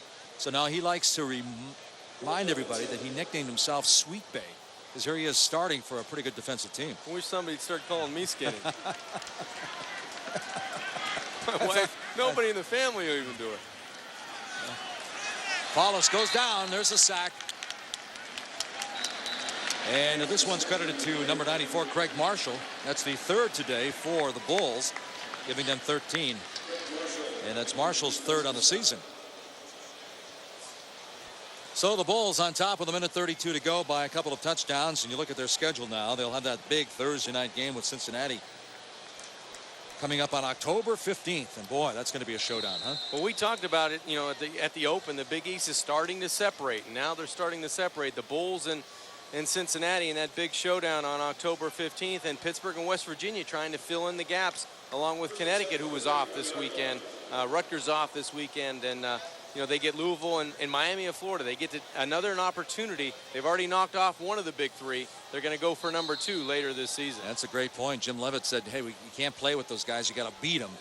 And they beat Florida State. Now they have a golden opportunity on November 28th against Miami. That game will be in Tampa, so that'll be a home game for them. So Jim Leavitt, the head coach of the Bulls, getting ready for that Cincinnati game now. In Syracuse, they'll have the Mountaineers of West Virginia coming in next weekend. So things don't get any easier as they continue to lay the foundation. Yeah, and you look ahead, you got Cincinnati, Pittsburgh, and Rutgers at the end, November 21st. So as you said, it doesn't get any easier next week. They get a week off, and then they take on Akron. So hopefully they can right the ship and do something and hold on to the football next week, because both of those teams, when you take a look at West Virginia, they've been coughing up the football as well. Yeah, you mentioned holding on to the football. What does Doug Marrone take from this football game? I mean, he's going to look at it, and I like what he said after the Minnesota game. He says, let's the effort was there, but let's not confuse effort with results. He's going to look up and see a 34-20 loss to USF. But there's got to be some silver lining, because they played hard and the game plan was good. Well, the game plan was good and they did play hard, but I think this one's a little bit more frustrating, because when you take into account you lose a game by 14 points and you give the football away 7 times, you know, that's a lot of opportunities where you could have offensively, you know, to go down and get some points. And maybe when you have to settle for a field goal instead of punching it in for a touchdown, that gap even, you know, shortens even more. So you got to protect the football. That's the number one theme of any football game. Any coach you ask, if you protect the football, you got a chance to win the game. Well, Jim Leavitt just picks up the victory. That's 92 for him since building this program, and he's standing by with Quint. Quint? Coach, what was the biggest challenge that you faced this week? Well, you know, we obviously in the first half we weren't emotionally playing very focused football, made a lot of mistakes, and I don't know if it's because of the last game or whatever. I just think it's more of Syracuse just being that much better than they've ever been. They were extremely well coached. They came to play, and we were very fortunate to win this game. You're up 14-13 at half. What's going on in your mind at that point? We're in a dogfight. We'll find out what kind of football team we have, that we're going to have to play 30 minutes more of football, and it was gut check time, and I thought our guys came out and responded pretty well. How do you best describe creating 7 turnovers?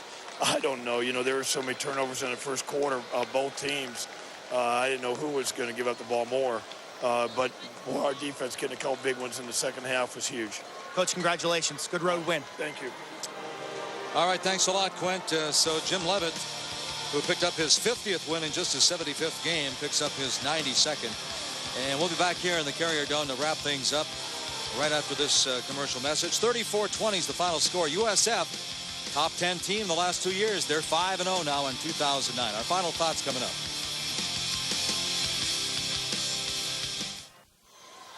Welcome back inside the Carrier Dome as it empties out here on homecoming for 2009. 34-20. USF prevails. They head back down to Tampa at 5-0. And your thoughts on the Bulls? Well, I think they play hard. They come out and play hard defense all the time. And I think if they can protect the football offensively, they've got a quarterback now that has 2 big starts and 2 road wins under his belt. So he's going to be huge, next week when they have that showdown against Cincinnati. All right, let's take a look at some of the key plays. Of course, it started out kind of sloppy, 5 first-half turnovers. Well, it did. It started out with a lot of turnovers, a lot of fumbles, interceptions. They did it any way you could give up the football. They found a way, but in between, Mike Ford was able to get on the scoreboard, and Paulus was able to throw the football at times effectively, but he had some turnovers through the air. But the big play was the theme on both sides. Mitchell was the big guy going down the field, and there's another turnover. Good hat, good tackle, but Paulus will come back, give his big playmaker on the outside, Williams, a chance to go up and catch the football a couple times in the game. Here's the second time, up in the end zone, taking the football away. When it was up for grabs, it was his. And Paulus again hit from behind, and Pierre-Paul runs in the interception for the touchdown. So it was one of those situations where the Bulls were able to capitalize on the turnovers, not only take the football away, but turn it into points. And they did a great job of pressuring the pocket. Paulus did a good job managing the game, but just one too many turnovers through the air. Your thoughts as a former player, the fact that Syracuse, they turned it over 7 times, but they didn't quit. They got up and they kept swinging. Well, they're not going to. They've got somebody that is riding the ship in Coach Marrone, and I like what he stands for, what he believes in, and I think they're going to be able to be a good team by the end of this season. They're a pretty good team now. They're playing hard. They're just making the same mistake, and once they correct those mistakes offensively, defensively, and in special teams, I think they're going to become a more productive team. What does Marrone tell his players now with West Virginia coming in next week? Well, they've got another tough task ahead of them. They've got one of the upper-tier Big East teams coming in, playing at home, though. They can eliminate the mistakes and capitalize. West Virginia's a team that's been coughing up the football. So if they can continue to try to get those turnovers defensively, create field position, and not give it back to West Virginia, they should be okay. Look at the standings. USF, of course, 5-0 now. Again, go back to the last 2 years where they were cracked the top 10, and Cincinnati still the team to beat, number 10. One of 7 top 10 teams playing on the road, but they're at Miami of Ohio, so no problem for the Bearcats there. How do you see that USF-Cincinnati game shaping up?